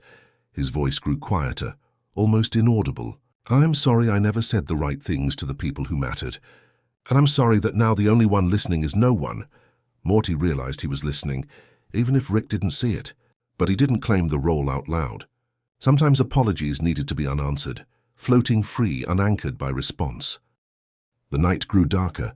A pale moon rose, hazy and blurred, as though it too were weeping. Rick finally fell silent, rubbing his face with his hands. He looked older than Morty had ever seen him. After what felt like hours, Morty spoke, not to contradict Rick, not to soothe him, but to add something small, gentle, honest. Even if it feels like no one hears, I think the words matter, Rick, even if they just float. Even if they don't fix anything. Maybe saying them makes a place inside you that's lighter. Rick gave him a long look, his eyes sharp and glassy all at once. You think so, huh? Morty nodded. Yeah, I mean, I don't know. But I think the universe hears things even if people don't. Rick snorted, but the edge of his mouth twitched almost like a smile. You're too sentimental, Morty, but maybe you're right. They sat in silence again, side by side on the fallen branch, listening to the night breathe. Somewhere in that stillness, Morty felt Rick release just the smallest piece of the weight he carried. Not gone, not forgiven, but shared with the emptiness of the world. Before sleep pulled him under, Morty thought he heard one more whisper. Not from another timeline this time, but from Rick himself, half murmured, half exhaled. I'm sorry I never said thank you, Morty. Morty didn't answer.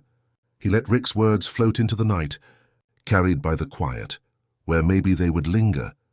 Maybe they would dissolve. Maybe they would plant themselves in the soil of the universe like seeds. And as dawn broke, soft and grey, Morty thought, even apologies spoken to no one can still bloom. Say if someone cares enough to hold them gently. The portal opened not into fire, or frost, or one of Rick's usual half-broken experiments. Instead, it opened into stillness. Morty stepped through first, his sneakers sinking into a floor made not of stone or wood, but of pages pressed so thin they seemed woven into a vast, endless carpet. He gasped softly, stretching out before him. As far as sight could reach were shelves, towering, ancient, leaning slightly as though weary from holding too much. Each shelf brimmed with books that seemed untouched, their covers unmarked, their spines bare. No titles, no authors, no years. Only silence. Rick followed behind, squinting as the portal sealed shut. Huh, haven't been here in a while. Morty turned. Wait, you've been here before? Rick shrugged, though his eyes lingered on the shelves with something like reverence. Yeah, place is called the Library of Unwritten Stories. Holds all the stuff that could have been told but wasn't. Every thought cut off mid-sentence, every bedtime story never finished, every goodbye that never got said. Morty's chest tightened. The air in the library was heavy but not suffocating. It was the heaviness of potential, of words waiting for someone to breathe life into them. Does anyone read them? Morty asked, brushing his fingers along the edge of a nameless book. Rick gave a small, crooked smile. No one reads them. That's the point. They're fragments, half-born, silence dressed up as paper. but Morty pulled one free anyway. The book was light, almost insubstantial, like holding smoke. He opened it and his breath caught. Inside were words written faintly, fading as he read. There once was a boy who wanted to say something kind to his grandfather, but he didn't. The words dissolved before they left his lips. And so the story remained here, waiting. Morty looked up quickly. Rick had turned away, examining a shelf higher than his reach. He pretended not to notice Morty's trembling hands. They walked deeper into the aisles, the sound of their footsteps muffled by the paper floor. The air smelled faintly of ink, but ink that had never fully dried. Some books flickered with half-sentences. She dreamed of stars, but never told anyone. He almost forgave himself, but stopped short. They wanted to stay, but left anyway. Morty's heart ached at each one. "Rick, this place feels sad." Rick shrugged again, though softer this time. "It's not sad, Morty, it's honest. Not every thought makes it into the world.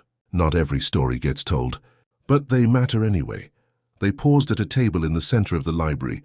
On it lay a lantern, glowing faintly, illuminating a pile of books that seemed more fragile than the rest. Rick reached out, fingers brushing the lantern's glass. "These," Rick muttered, "are the stories people almost told me.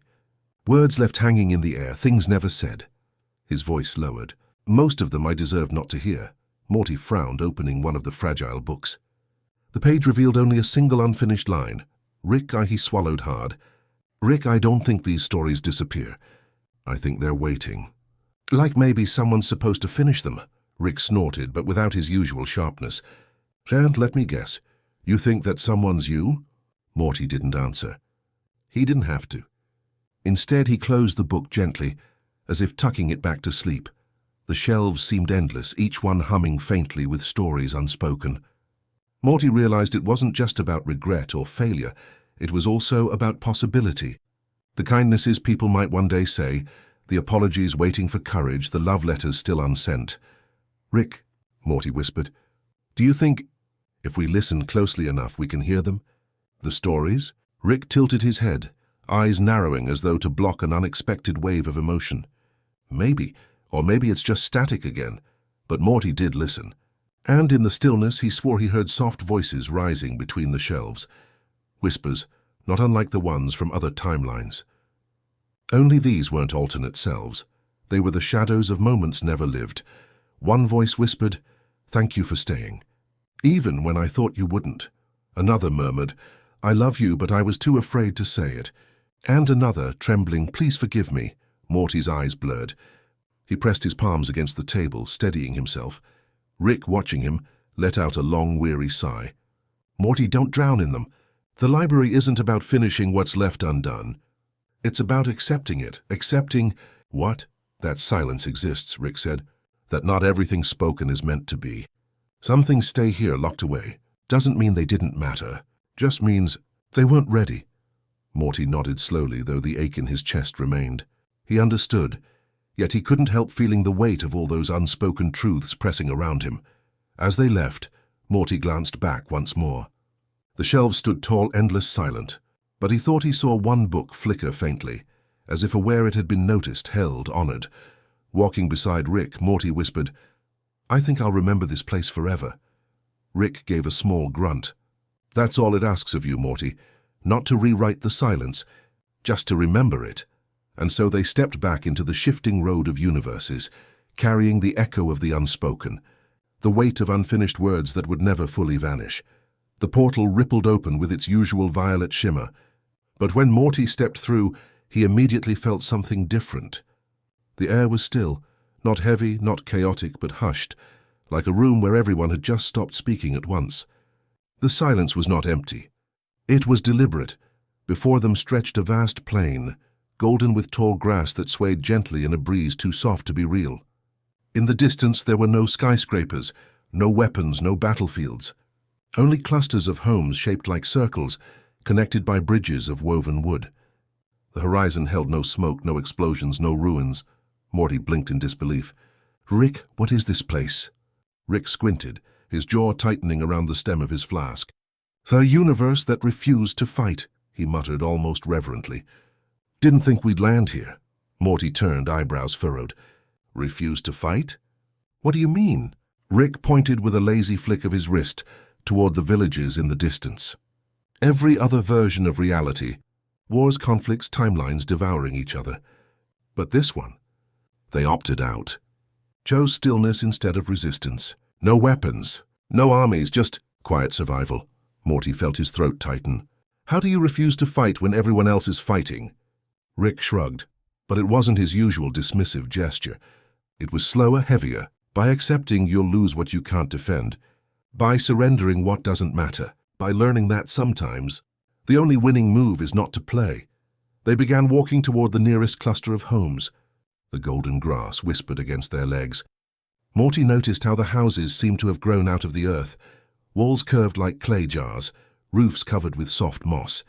Children played in silence, tossing small glowing stones back and forth. But their laughter didn't pierce the air. It rippled through it, gentle as a bell. Morty whispered, almost afraid to disturb the peace. They look happy. Rick's lips pressed into a thin line. Happy, maybe, or numb. It depends how you see it. As they entered the village, figures greeted them with nods instead of words. There was no suspicion in their eyes, no fear, only a deep practiced calm. Morty half expected someone to ask who they were, or demand why they'd come, but no such questions came. One elder stepped forward, their face lined with age, but their gaze sharp. They carried no staff, no symbol of authority, just a quiet presence that made Morty stand straighter. You are travelers, the elder said simply, their voice even and soft. Rick gave a half smirk. Sharp observation, yeah, travelers passing through. The elder studied him for a long moment, then looked to Morty. You carry noise within you, they said. The sound of worlds still clashing. Morty felt his cheeks heat up, unsure what to say. Rick cut in, rolling his eyes. Don't read too much into it, Morty. They're good at sounding profound with very little effort. But Morty wasn't convinced it was empty talk. He felt seen, as if the elder had peeled back his chest and glimpsed the turmoil inside. The endless questions, the ache of timelines too heavy for him to hold. Why don't you fight? Morty asked finally. The question tumbled out, earnest. Don't you lose everything if you don't fight back? The elder smiled faintly, the kind of smile that had weathered centuries. We lose what is taken from us, yes, but we do not lose ourselves. We remain whole because we do not fracture into violence.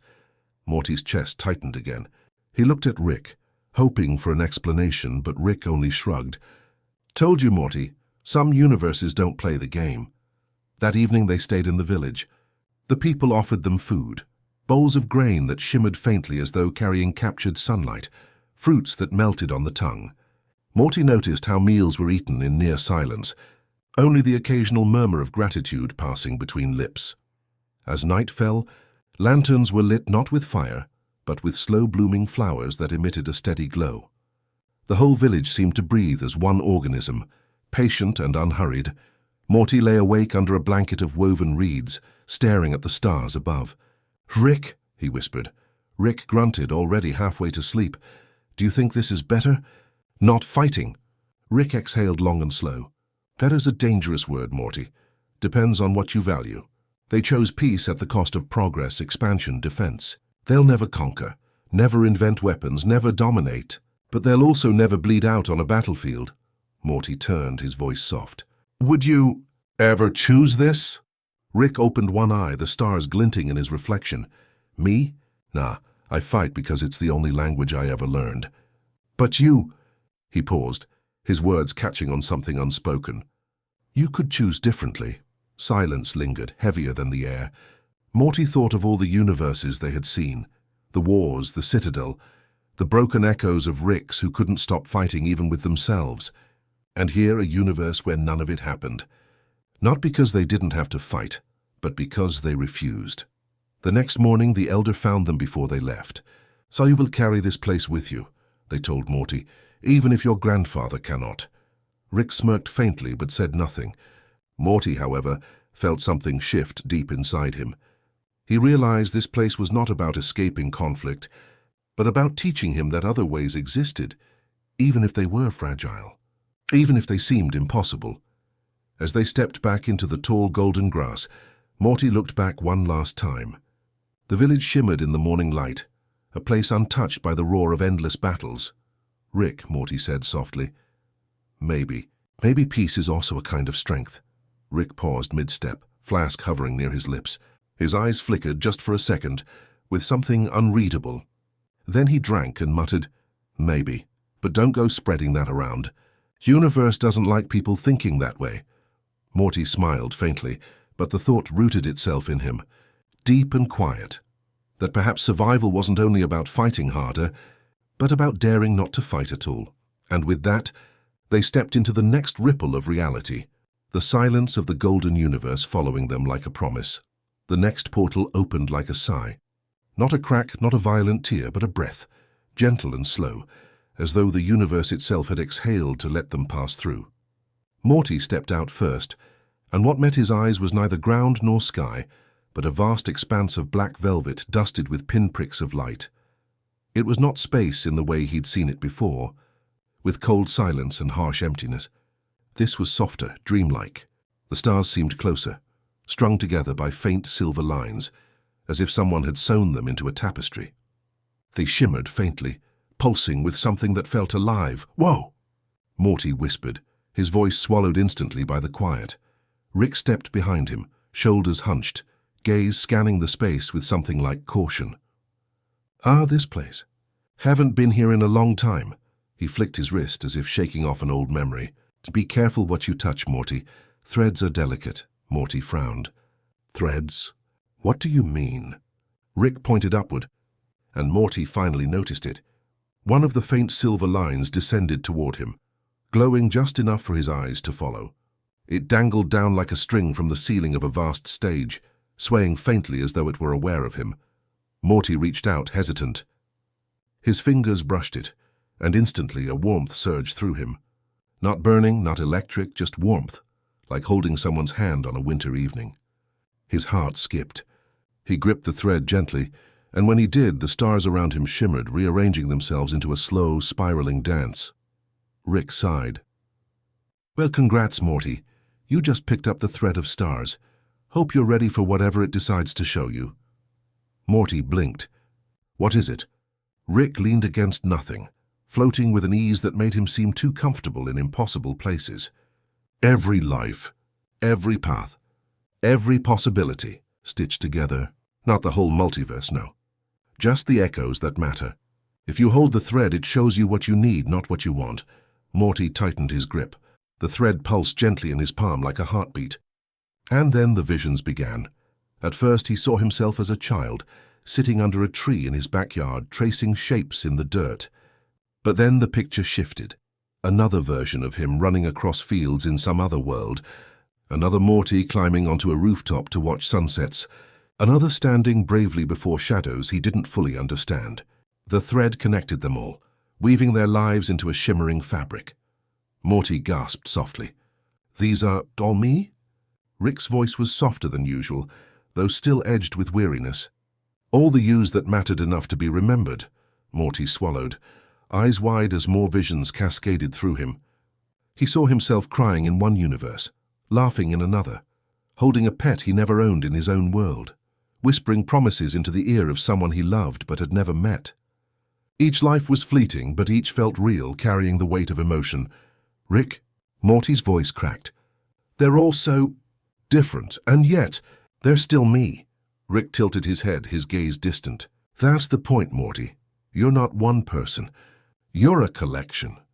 A constellation of choices you don't even remember making." Morty felt his grip tremble. The thread seemed to sense his uncertainty, weaving tighter around his hand as though not to let him go. He tried to steady his breath, but the visions kept coming. He saw universes where he grew strong and bold, others where he stayed quiet and timid, and even some where he never lived long enough to understand who he could become. Tears pricked his eyes. "It's too much, Rick. I don't think I can—" Rick interrupted softly, almost like a lullaby. You don't have to hold all of it, Morty. Just recognize it.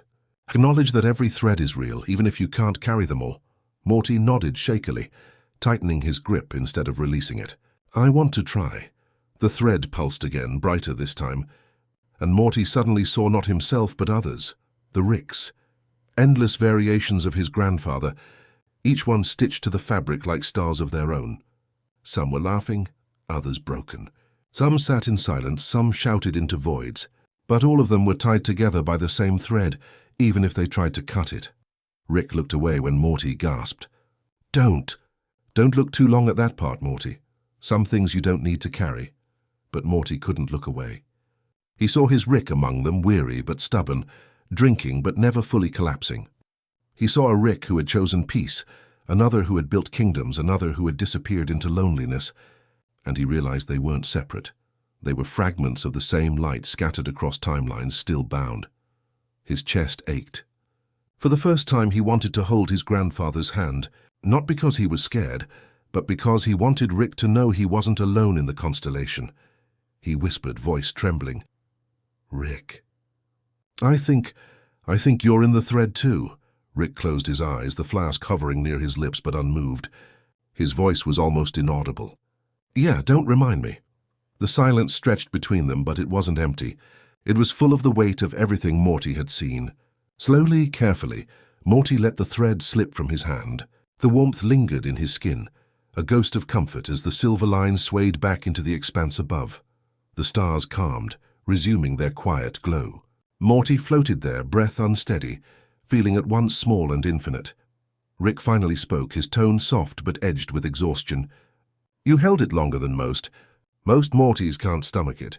They drop it before it shows them anything real." Morty blinked through the sting of tears. "Then, what does that mean about me?" Rick smirked faintly, though it didn't reach his eyes. "Means you're stupid enough to care, Morty. And sometimes, that's what keeps universes alive." Morty smiled weakly, wiping his eyes. For once he didn't argue. The two of them floated in the tapestry of stars for a long while, neither speaking, both carrying the weight of what had been revealed. The quiet here wasn't empty. It was restful, like lying back after a long day, letting the universe hum you to sleep. Finally, Rick opened another portal, the violet shimmer cutting across the black velvet sky. "Come on, kid. Enough stargazing. Threads don't hold themselves forever." Morty hesitated, looking back once more at the faint line still swaying where he had touched it. He whispered softly, almost like a prayer, "I'll remember." Then he followed Rick through the portal, carrying the warmth of the stars in his hand, and the silence of 1,000 Mortys in his heart. The next place they stepped into was not defined by color or shape, but by atmosphere. Morty felt it before he saw it, an ache in the air, a heaviness that pressed down like the weight of unshed words. When his eyes adjusted, he realized they were standing again beneath a sky that was not entirely sky. It was the cloud. The same drifting presence that had once followed them, pale and formless, watching but never speaking. Only this time it was darker. Its edges bled into grey, and a faint shimmer traced its surface, as if tears had been swallowed into its mist. Morty's breath caught. "It's back." Rick looked up, his jaw tightening. He said nothing at first, only studied it with the weary recognition of someone who had hoped never to meet an old companion again. Finally, he exhaled through his nose. "Yeah, knew it would be. Clouds don't just vanish, Morty. They circle back. Always do." The cloud hovered low, trailing across the horizon, its underbelly trembling with unspoken sorrow. Morty felt a strange pull, as though the weight of all the universes he had glimpsed in the thread of stars was condensed here, inside this drifting body of vapor. "It looks sad," Morty whispered. Rick shook his head, though not dismissively. "Not sad. Reflective. It carries what we drop, Morty. Regrets, memories, things we think we've left behind. You think you're rid of them, but the cloud keeps them. Brings them back when you're ready or when you're not." Morty swallowed. "So, whose tears are those?" Rick's eyes flicked away, the muscles in his jaw tightening. "Everyone's, yours, mine, countless others. Doesn't matter." The cloud shifted, lowering itself closer, until its mist brushed against the ground where they stood. Morty reached out instinctively, hand grazing the vapor. It was cool, damp, but not like ordinary fog. This mist carried feeling, as if each drop of water was infused with memory. Images flared in his mind. A flash of himself running from danger, another of Rick sitting alone in a cluttered garage, flask in hand, shoulders trembling though no one saw. Morty jerked his hand back. "It shows things," he said, voice thin. Rick sighed. Yeah, and if you're not careful, it shows too much. For a long time they stood there watching as the cloud coiled around them.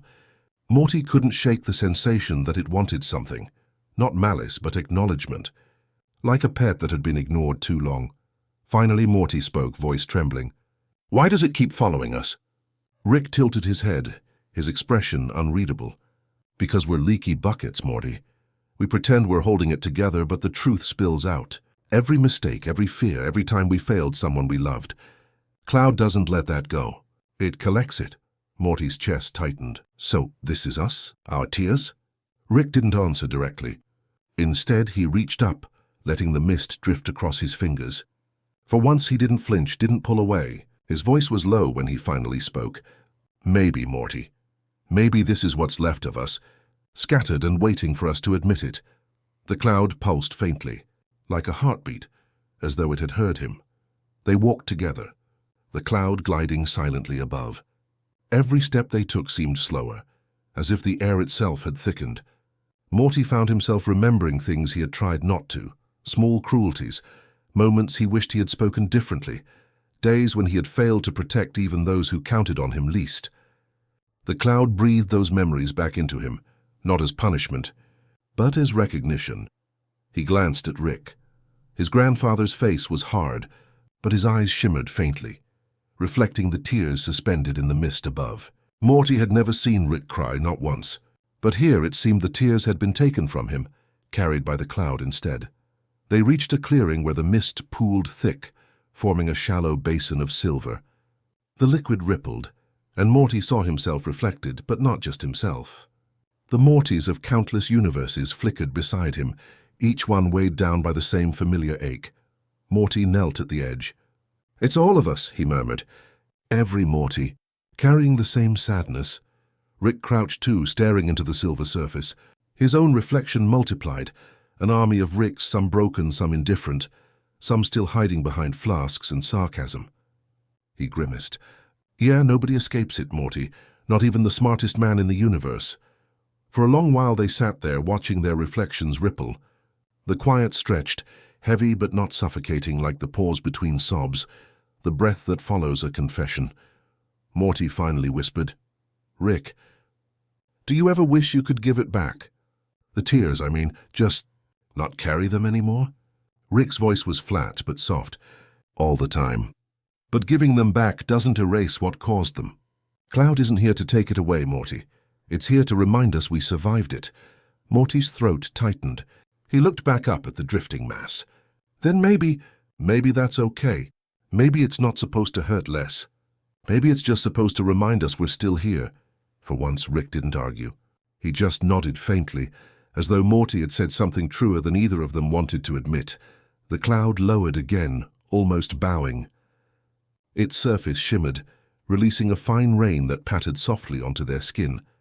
The drops were cool, but each one carried an echo, a laugh, a sigh, a whispered goodbye. Morty closed his eyes, letting the rain wash over him, feeling the weight of sadness but also the strange comfort of being part of something larger. Rick stood quietly beside him, shoulders slouched but still. Morty wondered if, in his own way, Rick was letting the cloud rain on him too. Even if he would never admit it, when the mist finally thinned, the rain slowed and the cloud began to rise, drifting upward again into the horizon. Morty felt a pang of longing, as though a part of him wanted it to stay. But he knew now the cloud would always return in one form or another when he needed it most. As the last trace of mist dissolved into the sky, Rick muttered, "Well, that's that.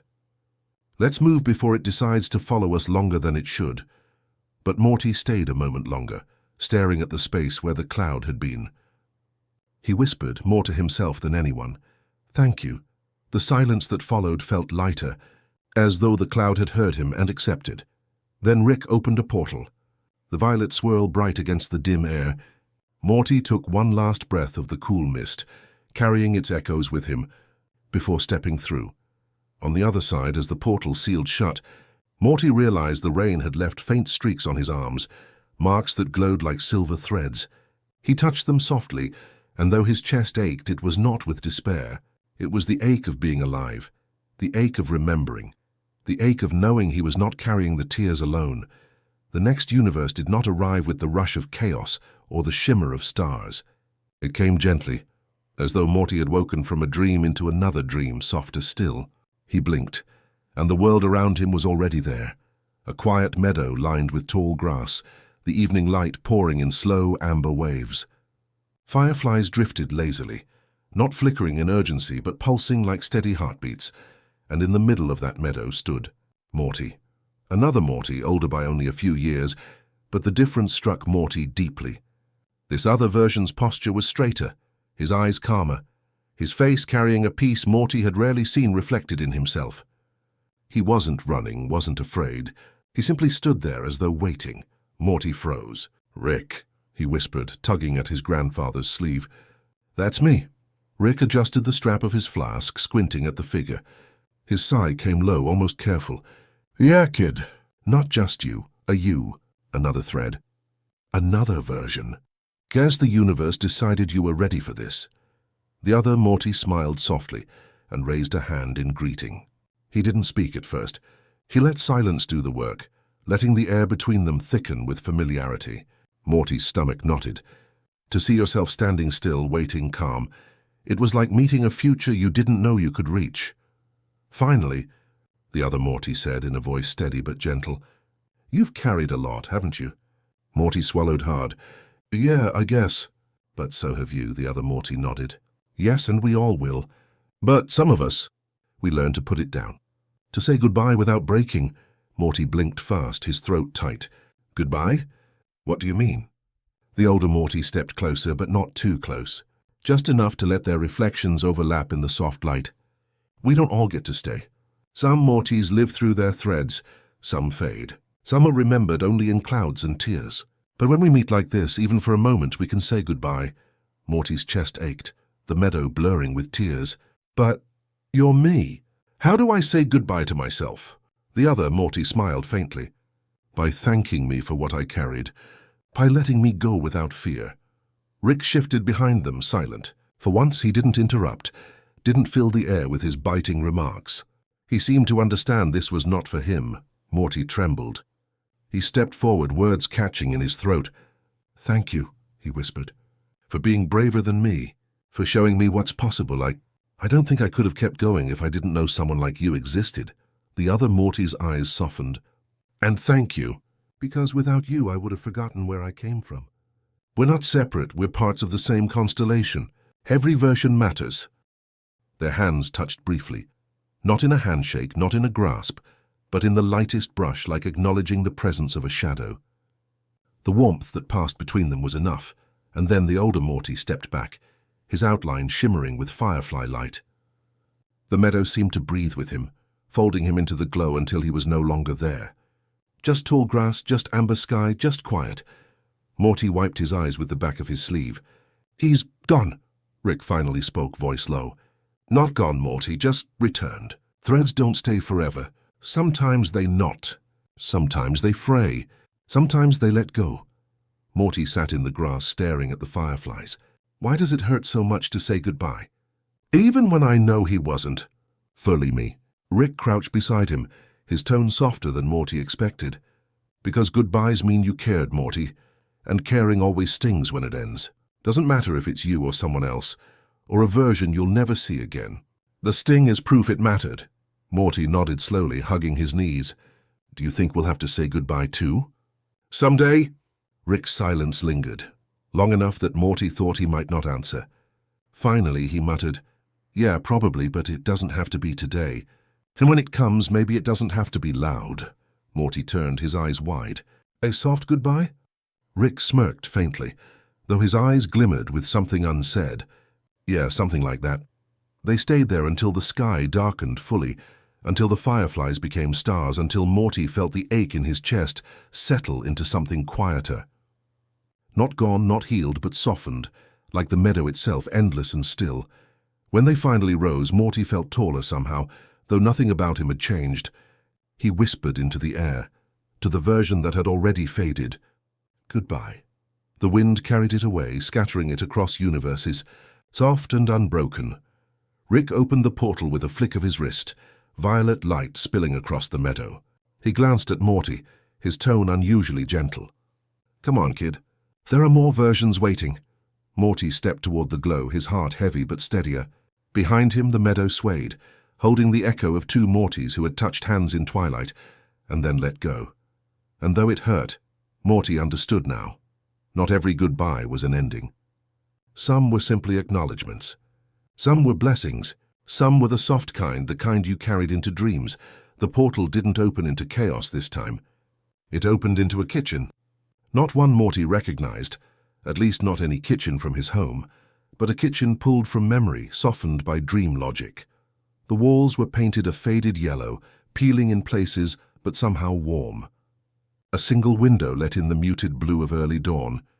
On the table sat a chipped ceramic pot, steam curling faintly from its spout. The scent of strong, bitter coffee filled the air, thick and grounding. Rick stepped through first, and for once he didn't look restless. He didn't scan for enemies or universes to conquer. He just walked over to the pot, poured himself a cup into a mismatched mug, and sat down heavily in the nearest chair. Morty blinked, hovering in the doorway. Where are we?" Rick didn't answer right away. He lifted the mug, inhaled the steam, then took a slow sip. His eyelids dropped half-closed, like even he had found a rare sliver of peace. Morty shuffled closer, lowering his voice. "Rick?" Rick waved vaguely at the other chair. "Sit, Morty, just sit." There was something in his tone that Morty didn't want to disturb, so he obeyed. The chair creaked under him, the wood worn smooth from years of imagined use. He folded his hands on the table, not sure what to say. For a while, neither of them spoke. The only sound was the soft drip of coffee still dripping into the pot, the whisper of steam rising, and the faint hum of a refrigerator that seemed to have always been there. Morty stared at the steam swirling from Rick's mug. "You drink a lot of that stuff." Rick smirked faintly, not looking up. "Yeah, keeps me awake. Or maybe it just keeps me from collapsing. Either way, it's a ritual." He tapped the rim of his mug with one finger. "Rituals matter, Morty, even for people who claim they don't care."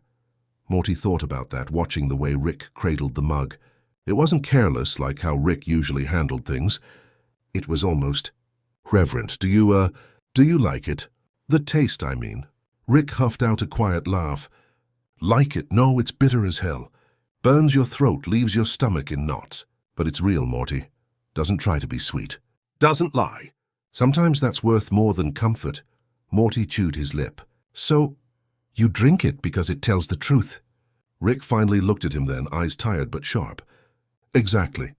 You're catching on." Another silence fell, heavier this time, but not uncomfortable. Morty shifted in his seat, resting his chin on his hands. He found himself listening to the world outside the window. Faint bird song, the rustle of leaves, the sound of a breeze moving across grass. It was the kind of silence that held the weight of everything unsaid. Rick poured himself another cup, then, without looking, poured one for Morty too. He slid the mug across the table, the scrape soft against the wood. Morty blinked down at it. "I don't really like coffee, Rick." "Doesn't matter," Rick said simply. "It's not about liking it. It's about sharing it." Morty hesitated, then wrapped his hands around the mug. The warmth seeped into his palms, steady and grounding. He didn't sip right away. He just held it, letting the heat anchor him in the moment. "Rick," he said quietly, is this what you do when you're not running around? Just sit and drink coffee?" Rick stared into his mug, his voice low. "Sometimes. Sometimes I sit. Sometimes I write things I'll never show anyone. Sometimes I just exist. Doesn't last long, though. Something always pulls me back." Morty frowned. "Do you ever wish it lasted longer?" Rick didn't answer right away. His silence said more than words. Eventually he muttered, "Yes, sometimes." The words hung in the air, heavier than the steam, softer than the dawn. Morty didn't press further. He just lifted his mug, took a careful sip, and winced at the bitterness. Rick chuckled under his breath. "Told you." "Doesn't sugarcoat." Morty smiled faintly, his tongue burning, but he kept sipping anyway. Maybe it wasn't about the taste. Maybe it was about being there, both of them, sharing something small that didn't need to be explained. The kitchen grew quieter still. The sky outside lightened from blue to pale gold, the first edge of sunlight spilling across the grass. The fireflies of the previous world seemed far away now, but in their place was this morning, simple and unbroken. Morty leaned back, letting the chair creak. "You know, I think I get why you like this. Not the coffee." The silence. Rick raised an eyebrow. "Oh yeah? Enlighten me." Morty shrugged, embarrassed but honest. "It feels safe. Like the universe isn't asking anything from us. Like we don't have to fight or run or say goodbye. It's just—" Now, Rick studied him, then gave a small nod. "Not bad, Morty, not bad at all." Another long silence stretched, but it was companionable now. Morty let his thoughts drift, the way one might drift before sleep, half dreaming, half awake. He thought about the other Morty in the meadow, about lanterns in citadels and journals filled with regrets. He thought about clouds that carried tears. And here, in this kitchen, all of it felt distant, softened. Rick eventually set his mug down, the clink quiet but final. "Morty, yeah?" Rick leaned back, staring at the ceiling. His voice was rough but steady. "Don't forget this. When things get loud again, and they will, remember that sometimes silence says more than noise. Remember that sometimes the best thing you can share is nothing at all. Just being there." Morty's throat tightened. He nodded. "I'll remember." Rick's gaze softened, though he quickly masked it with another sip. Still, Morty had seen it, the flicker of something rare, something almost tender. The sunlight grew brighter, washing the kitchen in gold. Dust motes floated in the beam, drifting like tiny stars caught in morning air. Morty finished his coffee, wincing again but smiling through it. The bitterness didn't matter. The warmth did. When Rick finally stood, cracking his joints and reaching for the portal gun, Morty felt reluctant to leave. He glanced around the kitchen one last time, memorizing it, the chipped pot, the peeling walls, the quiet hum of the fridge. As Rick opened the portal, Morty whispered to himself, "Thanks for the coffee." Rick glanced over his shoulder, smirking faintly. "Don't thank me, kid. Thank the silence." And with that they stepped through, carrying the warmth of bitter coffee and unspoken truths with them into the endless, restless stars. There are some memories you don't choose to keep. They choose you. For Rick, the memories arrived in flashes, sharp and intrusive, slipping through even the strongest walls of distraction. For Morty, they came more gently, like echoes he couldn't explain, as if he were remembering things that had never happened to him. But both of them carried it, the memory that refused to fade, the one that circled back like the cloud, the one that whispered across timelines no matter how far they traveled.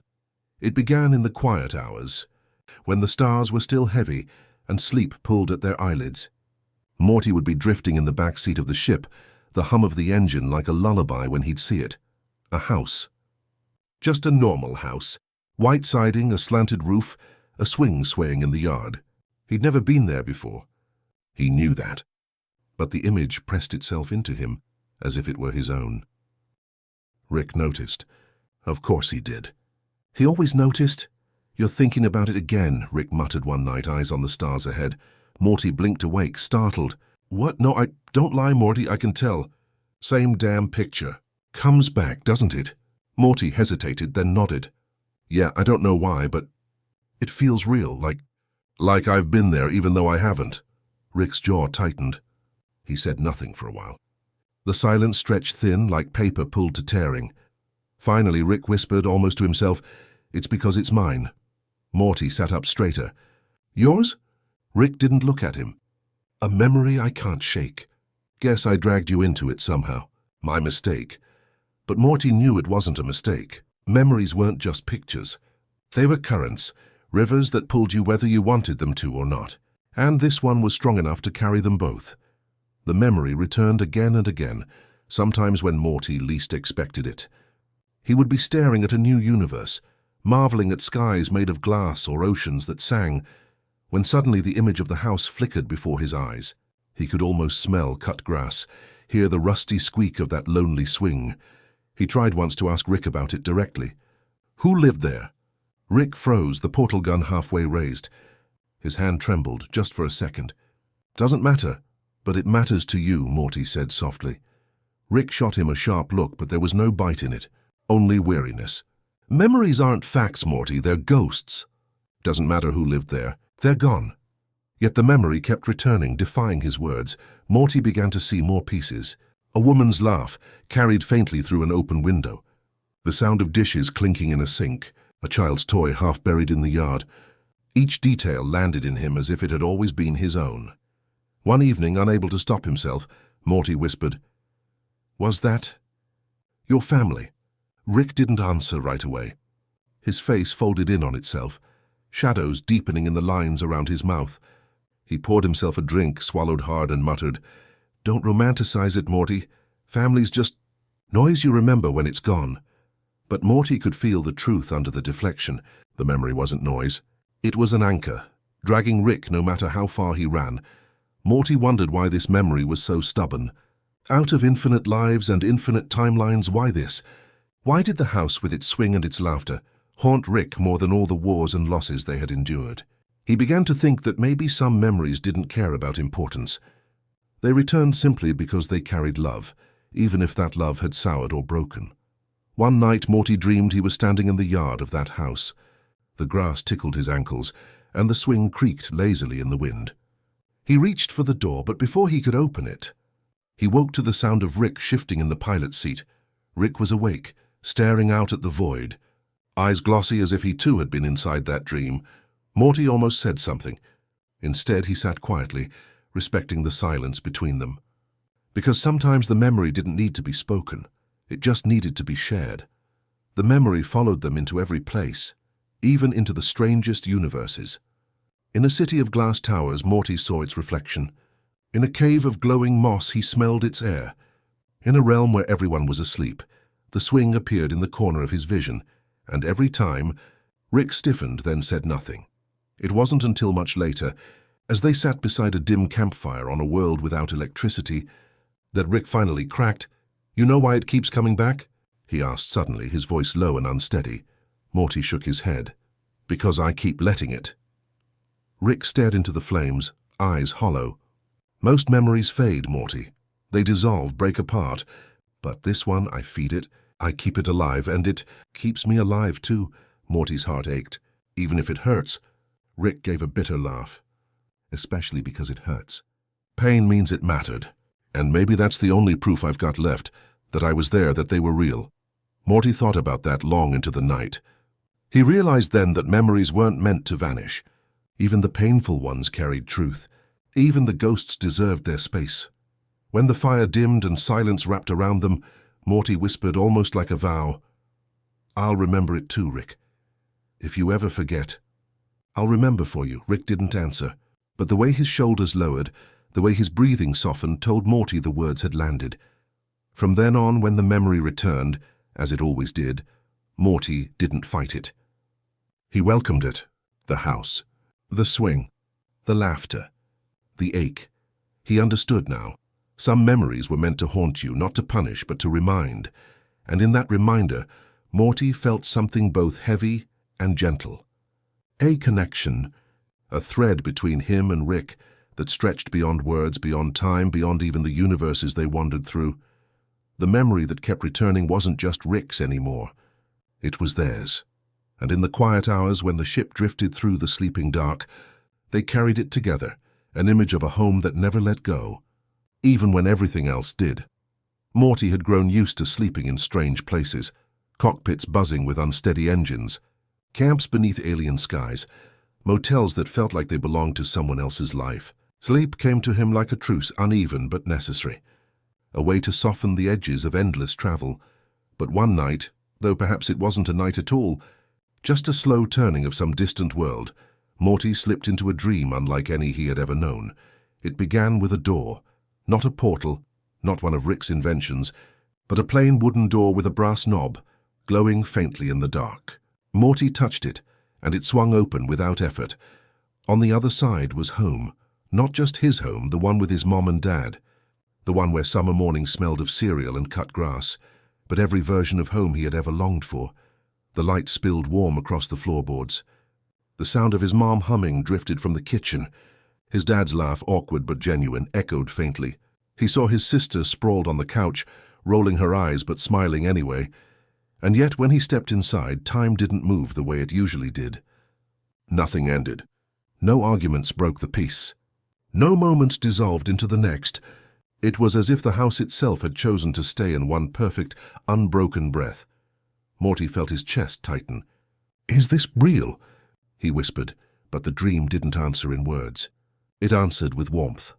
He walked through the rooms, and each one unfolded like a memory rewritten. The living room always held laughter, soft and endless. The kitchen always smelled of pancakes, though no one ever burned them. His bedroom was forever safe, forever lit by the glow of a lamp that never flickered out. Outside, the swing in the yard creaked gently in the breeze, but no one was missing. Everyone was there. Everyone was whole. For the first time in what felt like forever, Morty didn't dread waking up. Because in this dream there was no ending. He found himself sitting at the dinner table, a plate before him that never emptied but never grew cold. His mom asked him about his day, but instead of waiting for an answer, she simply listened with her eyes. His dad told jokes that landed, not because they were clever, but because they were kind. Summer laughed and teased, but it was never cruel. The conversation circled softly, like waves lapping against the shore. Morty realized he didn't need to hold on to any one moment, because the moments would never stop.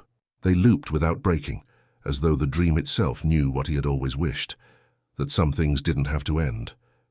And then Rick appeared. Not the Rick who drank himself into silence, not the Rick who masked his ache with noise. This Rick sat at the table, a mug of coffee in his hand, his eyes clear. He didn't lecture. He didn't argue. He just sat there, present, a quiet anchor in the flow of the dream. Morty blinked at him, almost afraid to speak. "Are you really here?" Rick shrugged. "Doesn't matter. You need me here, so here I am." "That's how dreams work, Morty." Morty wanted to protest, to insist it was more than that, but the words faded. He realized it didn't matter if Rick was a dream. What mattered was that for once he wasn't leaving. Together they all lingered in the soft rhythm of home without endings. Morty wandered outside after a while, the grass cool beneath his bare feet. The stars above the house glowed brighter than he'd ever seen them, not cold and distant but warm, like lanterns strung across the night.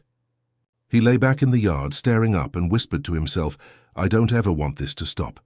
And the dream whispered back, not in words, but in the way the stars shimmered endlessly, that it didn't have to. Hours passed, or maybe no time at all. The dream folded in on itself, offering him more. A bike that never broke, a summer that never ended, friendships that never frayed.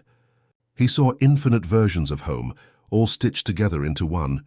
And still Rick lingered in the doorway, watching him with an expression Morty couldn't quite name. It wasn't the usual smirk, nor the hollow distance. It was something quieter, something almost protective. "Why are you looking at me like that?" Morty asked. Rick didn't answer. Instead, he stepped outside, sat down beside Morty in the grass, and tipped his head back toward the sky. "Nice stars," Rick muttered. "Yeah," Morty whispered. "They don't end," Rick nodded slowly. "Neither does the dream. Not until you let it." Morty felt a pang in his chest. "But why would I let it end?" "This is everything I want," Rick sighed, the sound low and tired. "Because, Morty, even dreams without endings have to give way to waking. Otherwise you stop living. You just float." Morty turned to him, eyes wet. "But what if I want to float? What if I just want this forever?" Rick looked at him then, really looked, his gaze steady. "Wanting forever doesn't make it real. What makes it real is how you carry it when it's gone." Morty swallowed hard. The words hurt, but he knew they were true. Still, for a while, he refused to let go. He wandered the dream house again, pressing his hand against the walls, memorizing the creak of the floorboards. He hugged his mom, laughed with his dad, bickered gently with his sister. He sat with Rick at the table, sipping coffee that tasted less bitter here, more like warmth. And then, when he felt his heart ache from fullness, he closed his eyes. The dream began to fade, not with violence, not with loss, but with the same tenderness it had given. The stars dimmed. The house softened into mist. The swing swayed one last time. Morty woke in the ship, curled in his seat. The engine hummed softly, Rick snoring faintly in the pilot's chair. The dream was gone, but the ache it left behind was sweet. He sat up, pressing a hand to his chest. "Home without endings," he whispered to himself. "I'll carry it." And though the universe stretched endlessly before them, Morty felt lighter.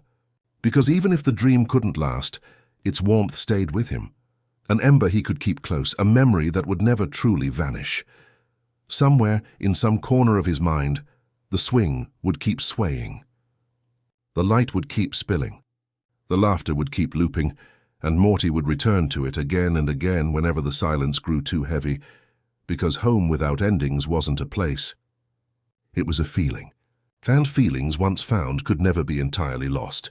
The ship drifted on the edge of nowhere. Space stretched outward, infinite and velvet, a silence too wide to break. Stars blinked in constellations Morty didn't know the names of, though some part of him felt they didn't need names anymore. They just were. Ancient, burning, waiting. The citadel lay far behind them now. Once it had been the center of everything. A monument, a prison, a mirror. Rick had called it necessary. Morty had called it endless. But distance had softened its edges. Out here, the citadel was just another shadow swallowed by the dark. Morty leaned against the glass of the viewport, his breath fogging faintly. "Rick?" Rick's voice came low from the pilot's chair. "Yeah? Do you think it's gone?" The citadel. Forever? Rick didn't look back. He flicked a switch, adjusted a dial, stared at nothing. Places like that don't really go away, Morty. They linger. Not in bricks and steel, but in memory, in choices. In what people decide to carry. Morty frowned. "So it's still out there." "In here." He tapped his temple. "Yeah," Rick muttered. "Stars don't care about buildings, but people do." Silence fell again, the kind that hummed instead of weighed. Morty watched the stars as if they might answer for him, as if they had been waiting for this conversation.